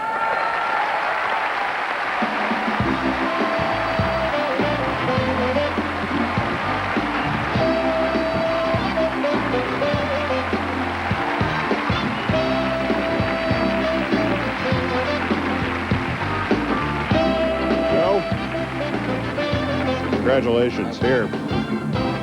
Backstage now with Joe Torre. Obviously a very unpopular selection here. Congratulations. In New York, Keith, we got a shot. Now, you've won everything except the presidential election and the Nobel Peace Prize, and a lot of people think what you did with the Yankees this year was worthy, certainly, of the latter. How can you top 1996? Well, we have to go out there. You work for George. Second place is not an option. We have to go out there and do it again. It has been a great year. You mentioned the marked, wonderful story about your brother. I guess we got everything in except the Baseball Hall of Fame. We have to do that in 1997 or sometime in the immediate future for you. I'll tell you, Keith, with the ESPY and with the World Series, if that happens, fine, but I've reached it right now. Congratulations, my friend. Thanks, Keith. Thanks, Joe.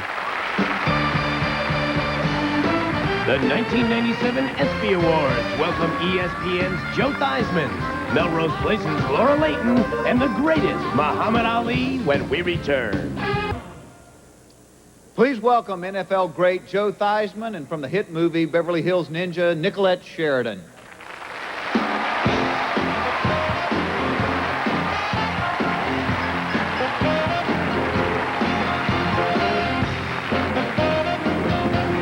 What happened to you? I disappeared.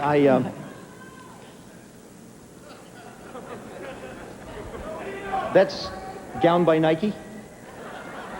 Yeah, we're at a sports event. I'm sorry. That's nice.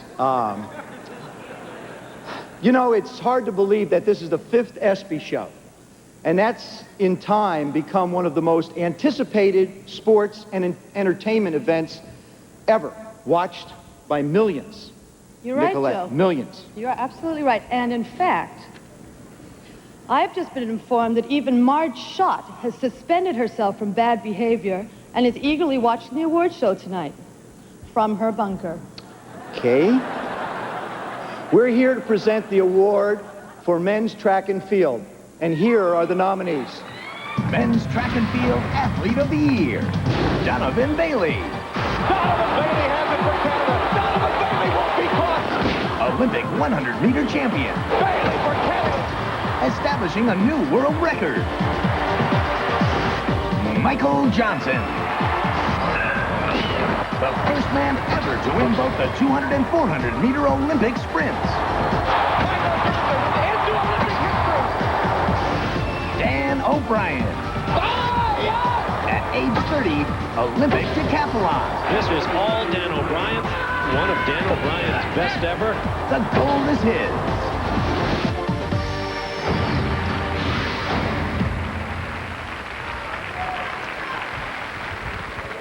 And the ESPY goes to Michael Johnson.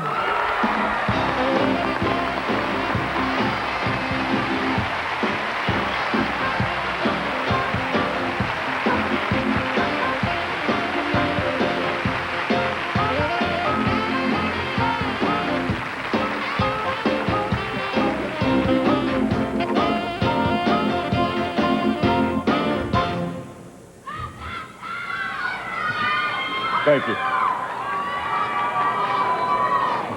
It's an honor to be standing here and an honor to accept this award. I should first thank God for blessing me with the opportunity to represent such a great country, and thank Muhammad Ali for being such an inspiration. And I'm sure you'll be thanked several times tonight, and it's not a coincidence that you and God will be thanked so much tonight. And you were my inspiration growing up, and now with athletes are saying I want to be like Mike Johnson, of course. I grew up saying I want to be a bad man, just like you. I want to also thank my parents, my coach Clyde Hart, my agent Brad Hunt, Dan O'Brien, and the rest of my family and all of my friends for all your support. Thank you.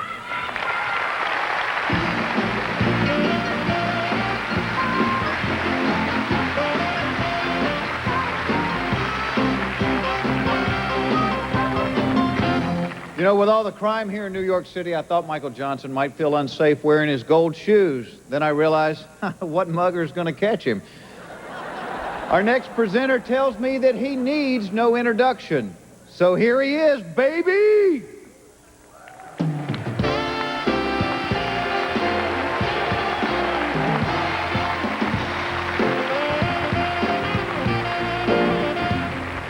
Well, I'm absolutely like awed. I'm like a little 12-year-old running backstage, getting all kinds of pictures with all my heroes that are here. I don't know about you, I get the goosebumps when I see and look and hear about what Jackie Robinson achieved in his life. Unbelievable, baby.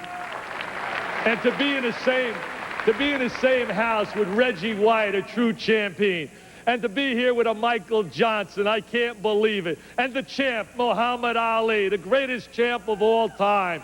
And I'll tell you something, Muhammad, I used to love it.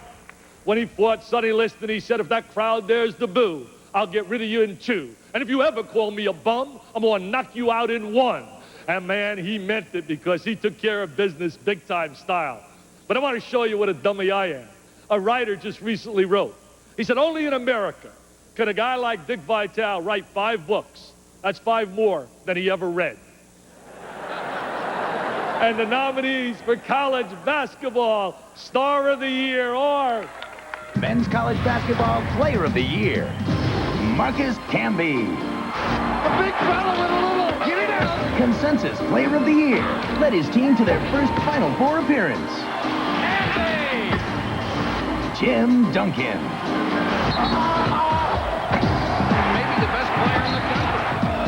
First team All-American, averaged double figures in both points and rebounds. Allen Iverson. Unbelievable, baby! 25 points a game. Oh, that is incredible! Big East Defensive Player of the Year. Iverson.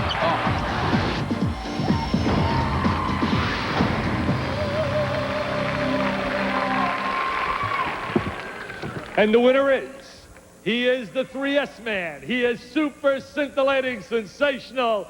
He's a PT-peer. I love him. I got his game on Wednesday on ESPN. Let's give a warm welcome to Tim Duncan of Wake Forest.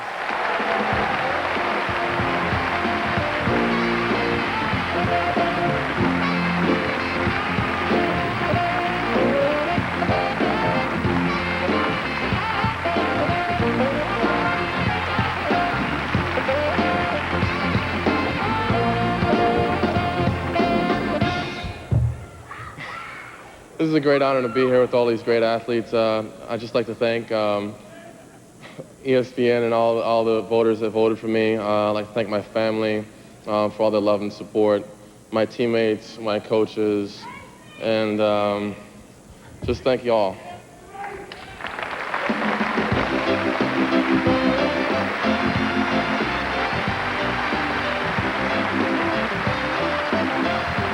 Ladies and gentlemen, Bob Bleeth.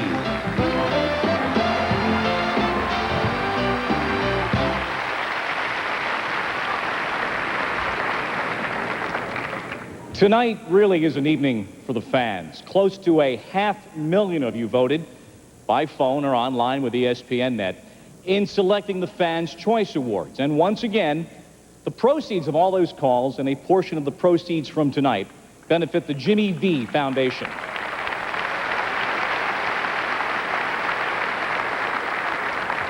Our friend Jim Valvano told us at the very first ESPYs, don't give up. Don't ever give up. And that spirit lives on in the very tangible work of the V Foundation. In just 3 years, 17 foundation grants totaling $2.25 million. Last year, a V Foundation scholar discovered a genetic cause of lung and breast cancer, and the new Duke Children's Hospital will house the Jim Valvano Day Hospital. It is a statistical certainty that all of us, every one of us, will be affected in some way, shape, or form by cancer. And that is why Jimmy's words are as important now as ever. Don't ever give up.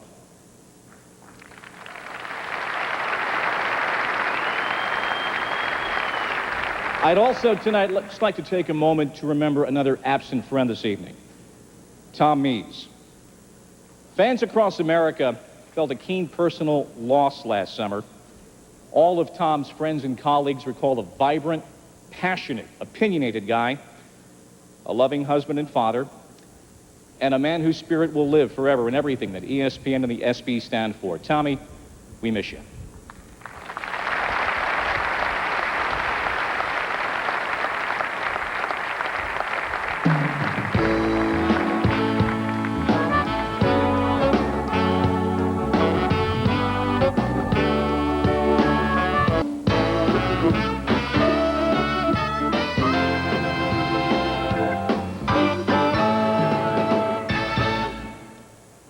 In football, there's Boomer Esiason. In baseball, there's Boomer Scott. But at ESPN, there is only one Boomer, direct from his home in Connecticut, Chris Boomer Berman. Thanks, Jeff. Well, as you can see, I'm on the 60-day DL. What happened? Well, I got caught in the middle of a catfight between Dennis Rodman and Tanya Harding. Dennis went to kick her, she went to club him, I tried to break it up, and boom! I'm on my back. Next time, I'll pretend I'm the Jets' offensive line and just not get involved. Anyway, enough about my problems. Let's take a look at some ESPYs awarded earlier tonight. In college football, Danny Werfel while you work. All he did was win the Heisman Trophy and lead his Florida Gators to the national championship. The ESPY Award for bowling goes to Bob Live and Learn Jr. Who can forget his televised perfect game? In men's golf, Tom was no ordinary layman. He won the British Open, almost won the U.S. Open, and was the tour's top money winner. Our Jockey of the Year, Jerry Beetle Bailey, won the Kentucky Derby Award Grindstone and lit cigar for the last 15 of his 16 straight wins. In men's tennis, Pete Sampras. He won 8 major tournaments, including the U.S. Open. His performance there was so memorable, he may also win the ESPY for hurling. In women's tennis, who else? Steffi Graf. She won Wimbledon, the U.S. Open, and the French Open. She would have been here tonight, but her schedule just a little bit too taxing. Well, there you have it. And now, if you'll excuse me, I've got to get back to my physical therapy. Ugh. Phew. Tough work if you can get it. Doing some 12-ounce girls, huh, Chris? You know, beer companies are everywhere in baseball. You've got Busch Stadium, Miller Park, Coors Field. Now I hear the politically correct Arizona Diamondbacks are naming their place, "Hi, my name is Bob, and I'm an alcoholic stadium." To present the award for women's track and field, she is from Melrose Place, and he is from the Great White Way. Miss Laura Layton and Mr. Lou Diamond Phillips.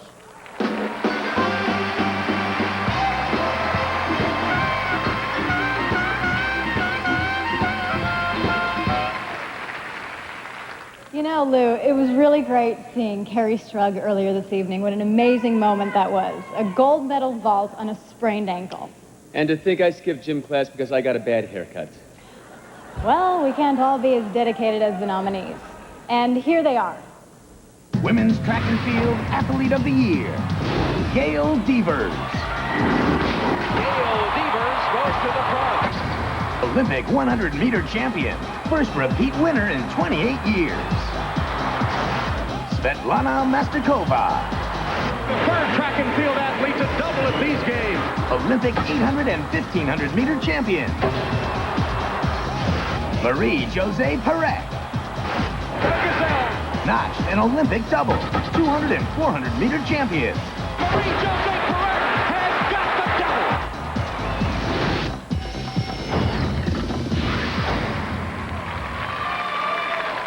And the ESPY goes to Maria-José Perec.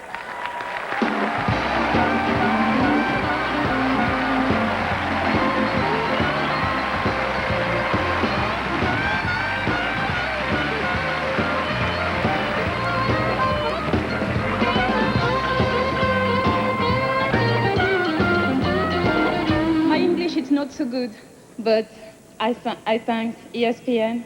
I am happy to be here tonight. It's a great place in America. I love here. Thank you very much.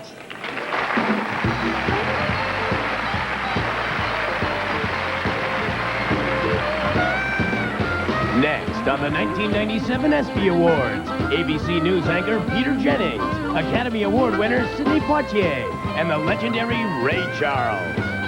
Well, you know, we make trades all the time, and we made a really big one with Melrose Place. It was a blockbuster. We got Shue, they got Steiner. Andrew? Thanks, Gary. I spoke with NFL Commissioner Paul Tagliabue this evening. He would not confirm nor deny reports that the Chicago Bears... Worked out great for us. For them, you're going to have to ask them about that. Hi, Sidney. I'm Bobby. I'm the new pool boy. Want to rub some cocoa oil on my back?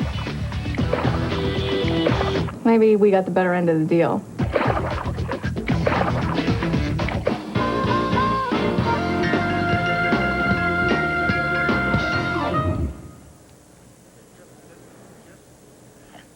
Ladies and gentlemen, I regret that my wife is not here to watch this tonight. As we were in the hotel room, she said those 4 words that any man hates to hear when we're getting ready to go out. I hate my hair. Because you know as a man, when you hear those words, you are going to be doing some waiting. You never ever hear a man say, I hate my hair. Because as long as it is still there, we like it. And we don't want to say anything ugly about it that might make it leave. And actually, the older I have become, the more I am convinced that men's hair doesn't actually fall out. I think what it does is go in and come out other places. The reason I think this is the other day I plucked a nose hair and saw my hairline recede just a little bit. And it's not just the hair on the head. It's every hair on the human body, like with eyebrows.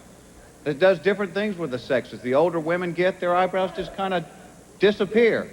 You know, by the time they're 60, they're gone. Everybody has that aunt. You see her every year at the family reunion. She doesn't have eyebrows anymore.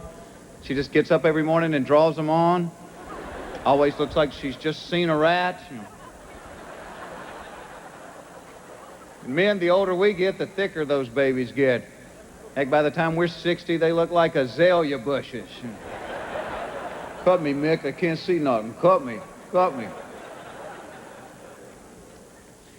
It's every hair. Ladies and gentlemen, please welcome the genius, Mr. Ray Charles.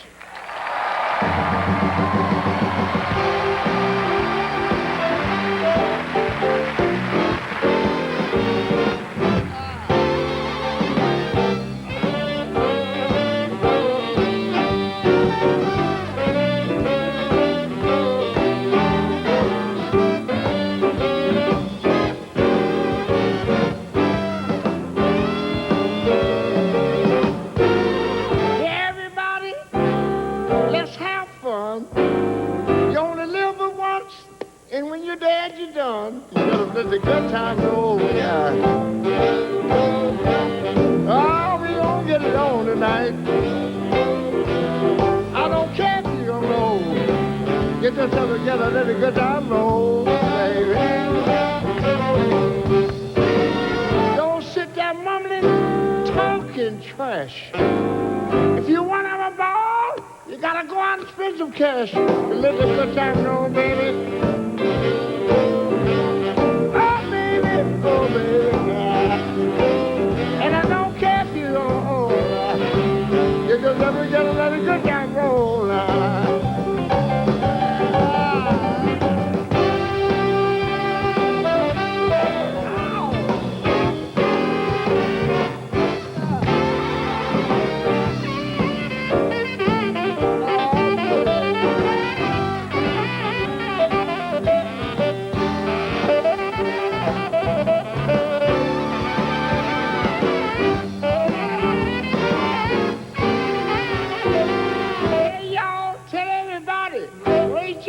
Town. Got a down the quarter and I'm just ran the clown. Don't let nobody play me cheap. I've got this more than I'm gonna keep. I'm gonna let a good time roll, y'all. Well, we gonna get it on tonight. I don't care if you roll. You just never get it, let a good time roll, baby. Where the any weather, if you want to have a ball, you gotta get yourself together. Oh, get yourself under control.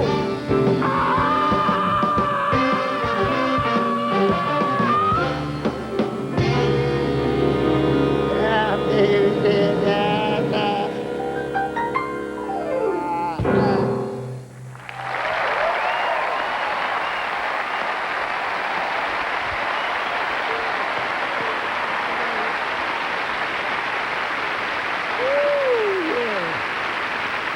Ladies and gentlemen, here to present the award for Hockey Player of the Year, supermodel Bridget Hall and ESPN broadcaster Mike Tirico.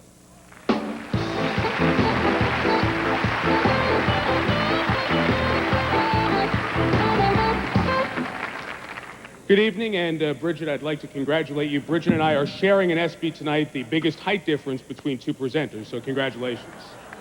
You know, Bridget, in the last 10 months, New York has electricity again. Wayne Gretzky, he's back. He's in New York. You know, Wayne now has been on 3 different teams in 10 months. You get the feeling he just wants his jersey retired in every city. It may happen here in New York. Let's take a look at the hockey nominees. Hockey Player of the Year, Jaromir Jagr. Jagr moving it up, and Jagr scores! 12 game-winning goals. The best in the NHL. Mario Lemieux. Led the NHL in goals scored. Winner of the Hart Trophy for MVP. Eric Lindros. Takes him down on top of him. Broke the 100-point plateau for the first time in his career. Joe Sakic. Joe Sakic, another playoff goal. Scores 6 game-winning goals in the playoffs. An NHL record.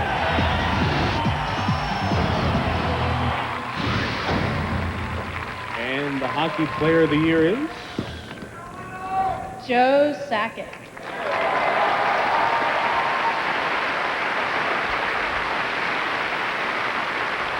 Joe Sakic could not be with us here tonight. He's in Colorado. The Avalanche have a busy schedule. He's also winning the Sportsman of the Year award with his team. However, we were able to give him his ESPY there a few minutes ago.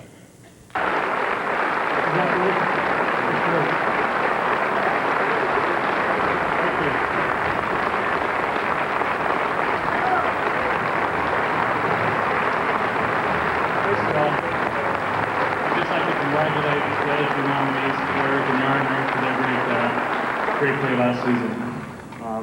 Also like to thank my peers and the media for this selection. It's definitely a big honor, especially when you're voted in by your peers. Also, my teammates, as everybody knows, it's a team sport, and when you win a championship, it's because everybody pulls in the same direction, and they're the reason I'm here tonight.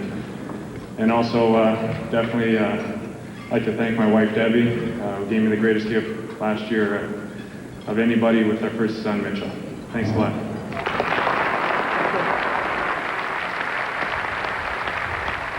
Ladies and gentlemen, the anchor and senior editor of World News Tonight, Peter Jennings.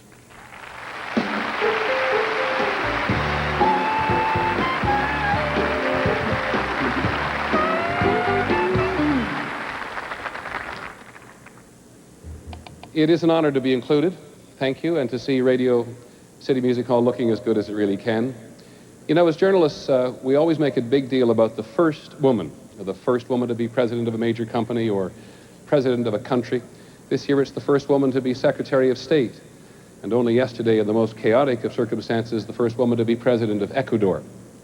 Now they join the Role Models Hall of Fame, even though they invariably think that we make too much of them. In 1996, which was a banner year for women in sports, partly because of the Olympics, choosing only 3 women to be finalists was tough. But they are extraordinary, the 3 nominees for Female Athlete of the Year.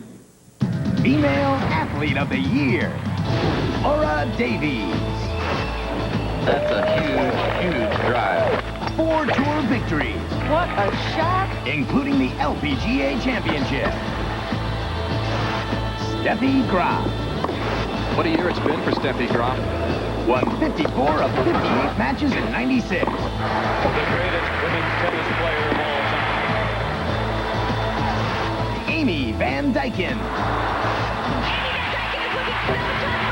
4 golds in 1 Olympics. The first American woman to accomplish the feat.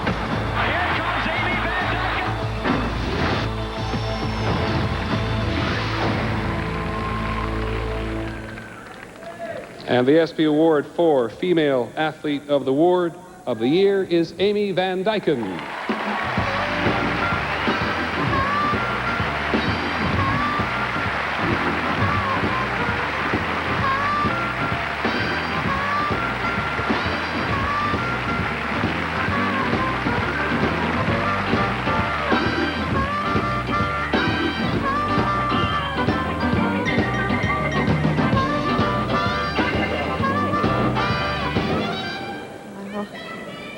Thanks.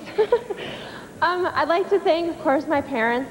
My dad, who you just saw with Joe Sakic, that was kind of cool. Also, I'd like to thank my husband, Alan, who was not only my cook and my chauffeur, but my biggest fan. And my coach, John T. Skinner, who believed that I was the best sprinter in the world, even when no one else, not even myself, believed that. And I'd like to thank ESPN. Thank you very much.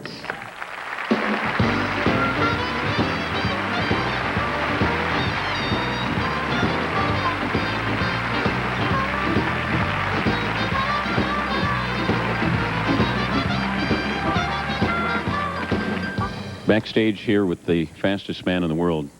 I can call you that, can I? That would be me. Michael Johnson. You know, you didn't accessorize. Very disappointed. Look at the shoes. We got black shoes. Where are the gold shoes? They didn't match. You have this big grudge match coming up. Donovan Bailey, June 1st. You don't like him, do you? He doesn't like the whole country. So how can I not like him? He told us all Americans are idiots. So you're guaranteeing a victory? Yeah, guaranteed. All right, good luck. The ESPYs roll on right after this. The 1997 ESPY Awards welcome Sidney Poitier and a very special tribute to the greatest, Muhammad Ali, after this. Please welcome an Emmy-nominated Southern Belle and an Oscar-nominated loose cannon, Janine Turner and Dennis Hopper.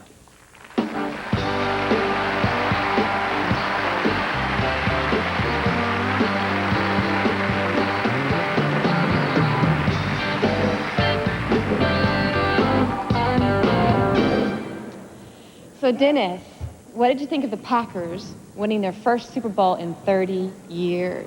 Oh, wow. Oh, that really happened. No. I thought maybe I was having a flashback. Well... No, because, well, yeah. You are the expert. No, but that does explain why it was in color, right? Would have been black and white. Right. There you go. Well, now let's flash forward to the present.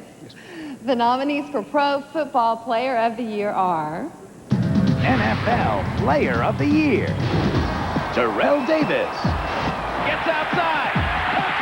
Led the AFC in rushing in only his second year in the NFL. Boom. Daylight. John Elway. Led the AFC in passing. Vintage Elway. Tied his career high with 26 touchdowns. Touchdown. Brett Favre. Won his second straight MVP. Favre back to throw. A strike from Favre. Touchdown, Green Bay.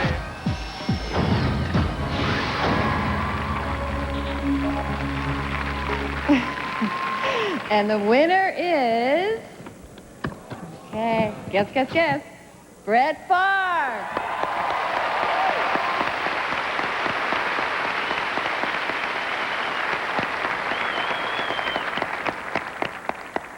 Brett couldn't be with us tonight, so accepting on his behalf is Reggie White.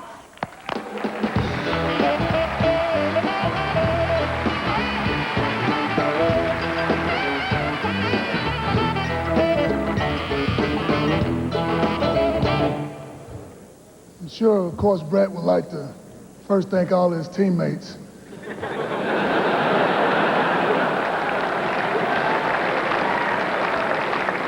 Of course, the coaches and his family. You know, Brett has to be a hero. I know he's one of mine, mainly because of the situation that he went through this year.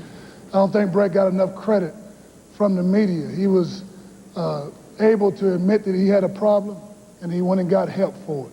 So I just want to say, Brett, you're one of my heroes for doing that. And I'm sure Brett would like to thank all his family, in particular his wife, Deanna, and his daughter, Brittany. And just to end, I wanted to say to George Steinbrenner and Joe Torre, the year that I was born, the Green Bay Packers won the NFL championship, and the New York Yankees won the World Series. Thank you.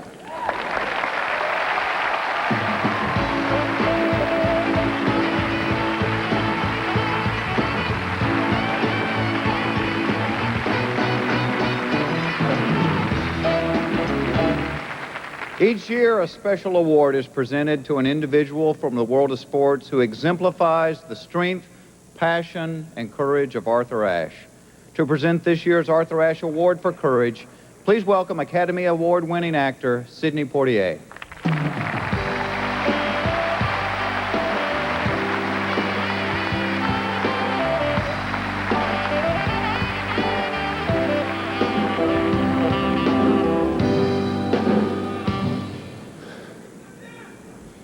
The first thing I remember is his voice. Back then, I thought it was just loud. I didn't hear the sound of passion and strength.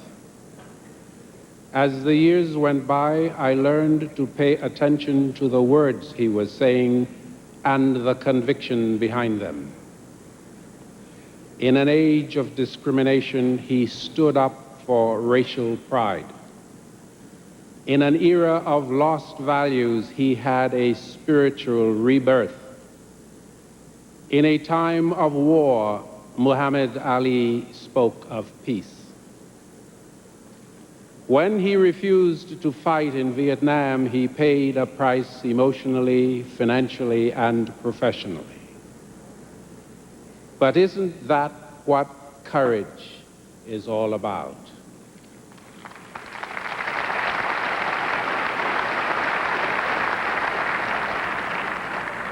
The willingness to fight for what one believes and for what is right, no matter what the cost.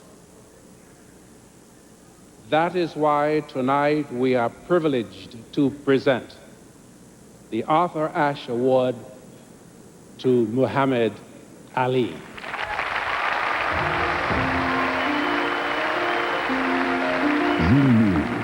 You always knew who you were, what you wanted to do, where you wanted to go.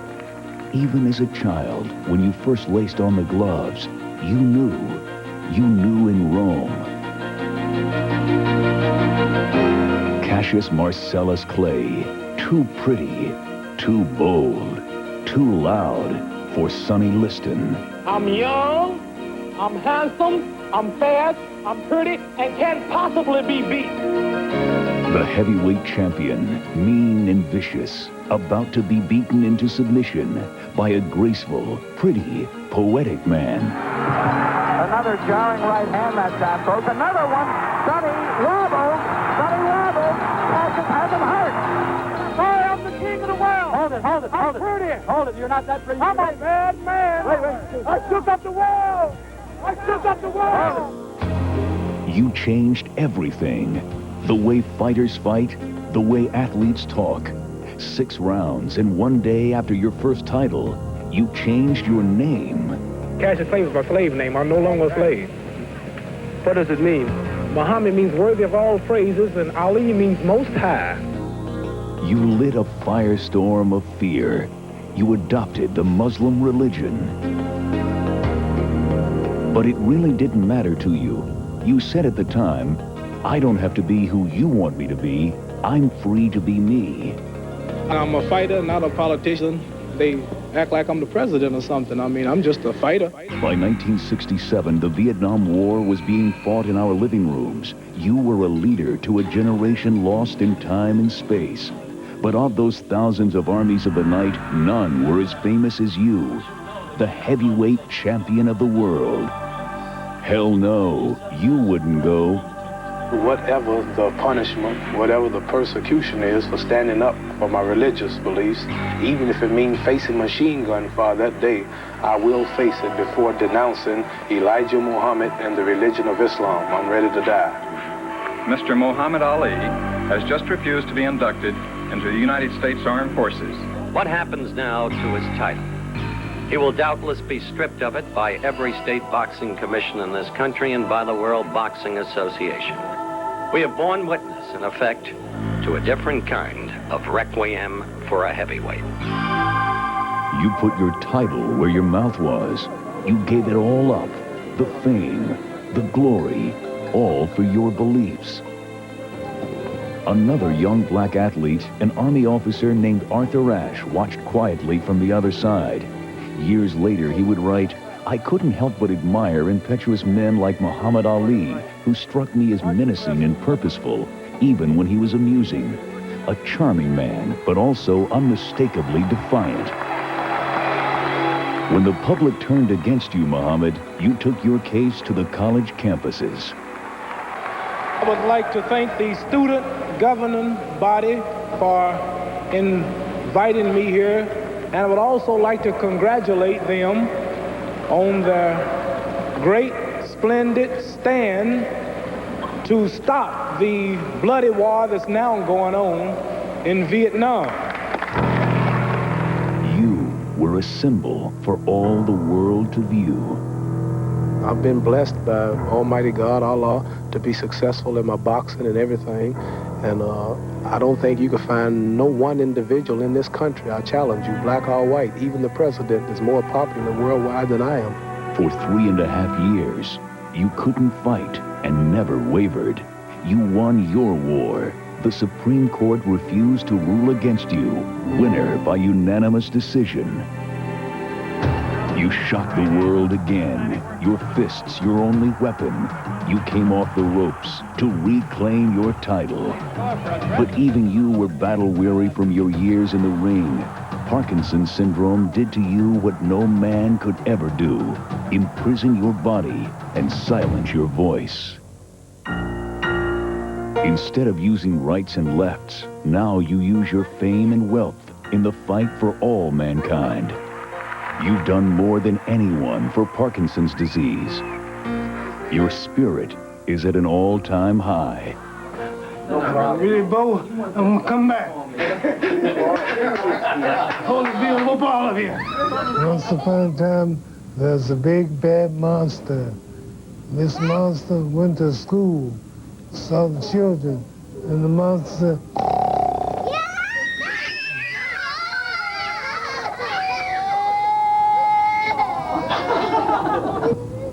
He's not a big bad monster. It's playing. It's a playing. A monster. It's a playing. Just joking. Your play with children brings joy. Your sway with dictators brings home hostages. Your courage captivates. Your aura endures. Hi, Muhammad Ali, I love you. Can I have a hug, please? Thank you. All right. Oh, isn't that sweet? All right. You said it best when you wrote, I wish people would love everybody else the way they love me. It would be a better world.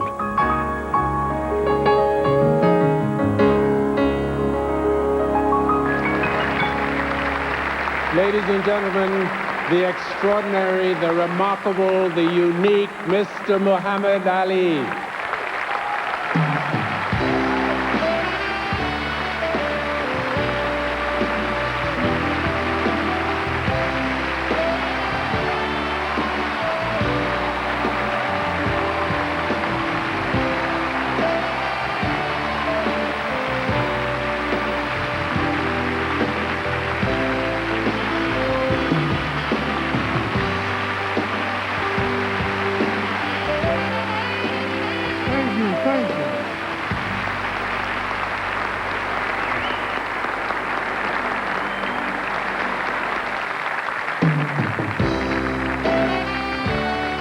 When we return, a gold medal quartet and the awards for Male Athlete and Outstanding Team of the Year.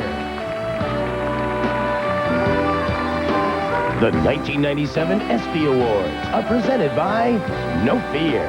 Face your fears, live your dreams. By the men and women of General Motors, People in Motion. And in part by Snickers. Not going anywhere for a while? Grab a Snickers. Hungry? Why wait? By Life, the Life and Health Insurance Foundation for Education. Everybody needs a plan for life. For years, ESPN has been working to improve sports for the fan. This radioactive golf ball shows up 10,000 times brighter than a normal one. PGA champ Tommy Armour tries it out. Though too toxic for tournament play, the bright ball did lead to a breakthrough in sports coverage. ESPN Net Sports Zone. Updated nearly 1,000 times an hour, it always has something new to make you a better fan.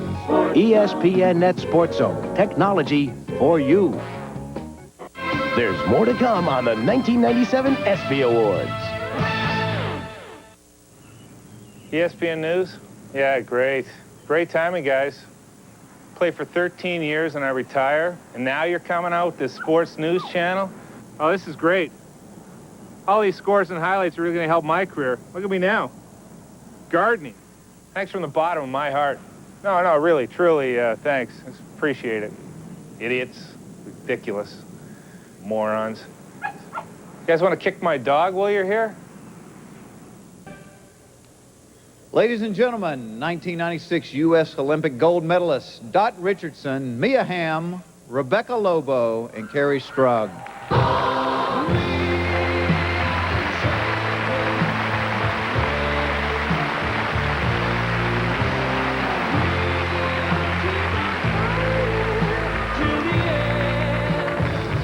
First, I'd like to take this opportunity to congratulate my co-presenters, as well as their teammates, for doing such an awesome job in the Olympics, baby. Excellent. You know, we women have had some year. But the guys haven't been too shabby either. In fact, our finalists tonight are all #1 in their sports. And one of our nominees is about to be crowned Male Athlete of the Year. We got a speed burner. A high flyer. And a big hitter. Let's take a look. Male Athlete of the Year, Michael Johnson. 2 Olympic golds, 1 world record. Michael Johnson reaching deep. He destroys his own records. Michael Jordan. Michael Jordan has just put his autograph on the game. Averaged 30 points a game. The NBA's most valuable player. Oh, yes. Tiger Woods. That's a rocket right down the center. That was killed. PGA Tour Rookie of the Year.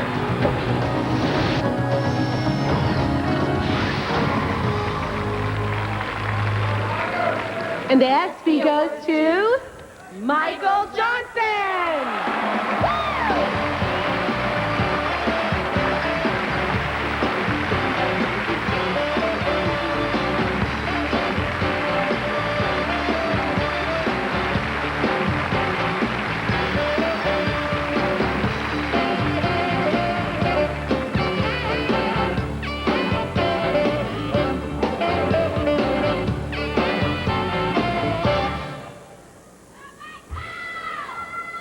Thanks.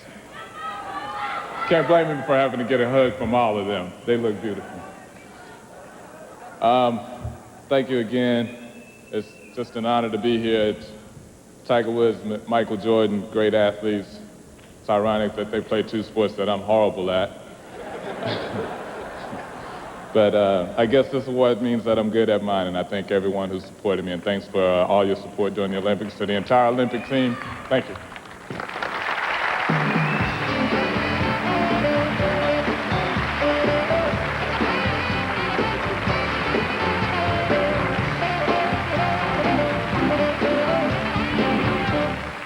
Here to present the award for Team of the Year is 1 Emmy Award-winning free agent who can't be signed by Jerry Buss, Wayne Huizinga, or George Steinbrenner. Please welcome Bryant Gumbel.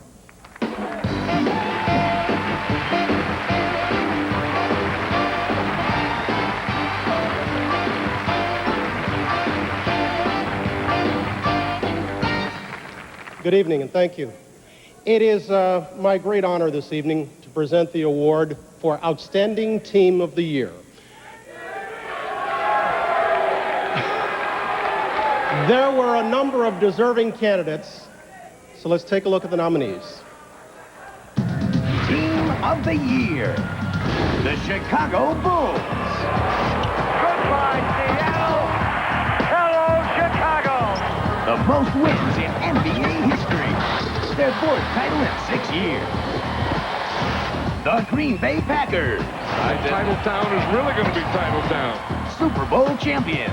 Green Bay tradition, the new dynasty. The New York Yankees. The Yankees win. Champions for the 23rd time. The Yankees are champions of baseball.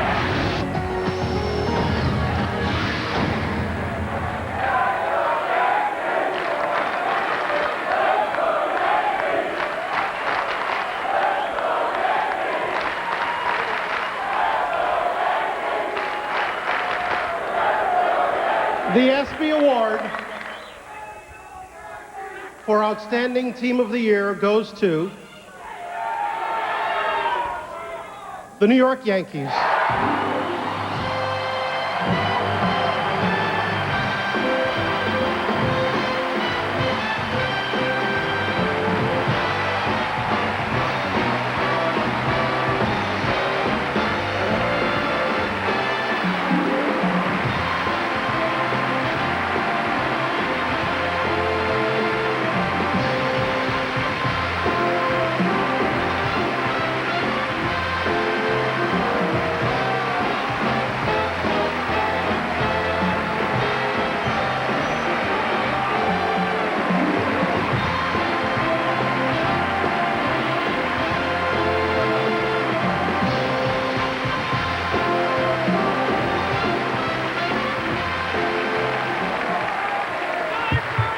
Thank you, ESPN.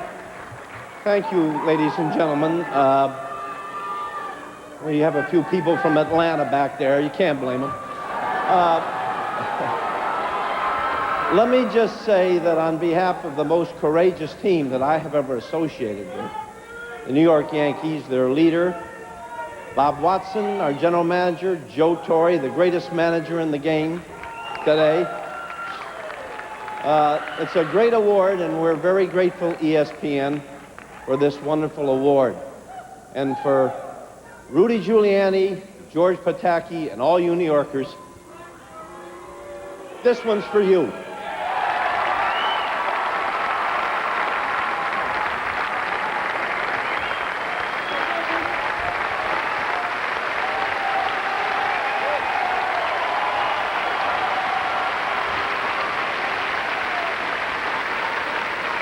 By the way, if you're still watching, you are definitely an ESPN addict. Congratulations to all our winners. Good night. We will see you next year. God bless. Air transportation for the ESPY Awards provided by American Airlines, together with American Eagle, offering service to nearly 260 cities in more than 40 countries worldwide. Hotel accommodations provided by Omni Berkshire Place, located in Midtown Manhattan. Omni Hotels. You can see the city from here.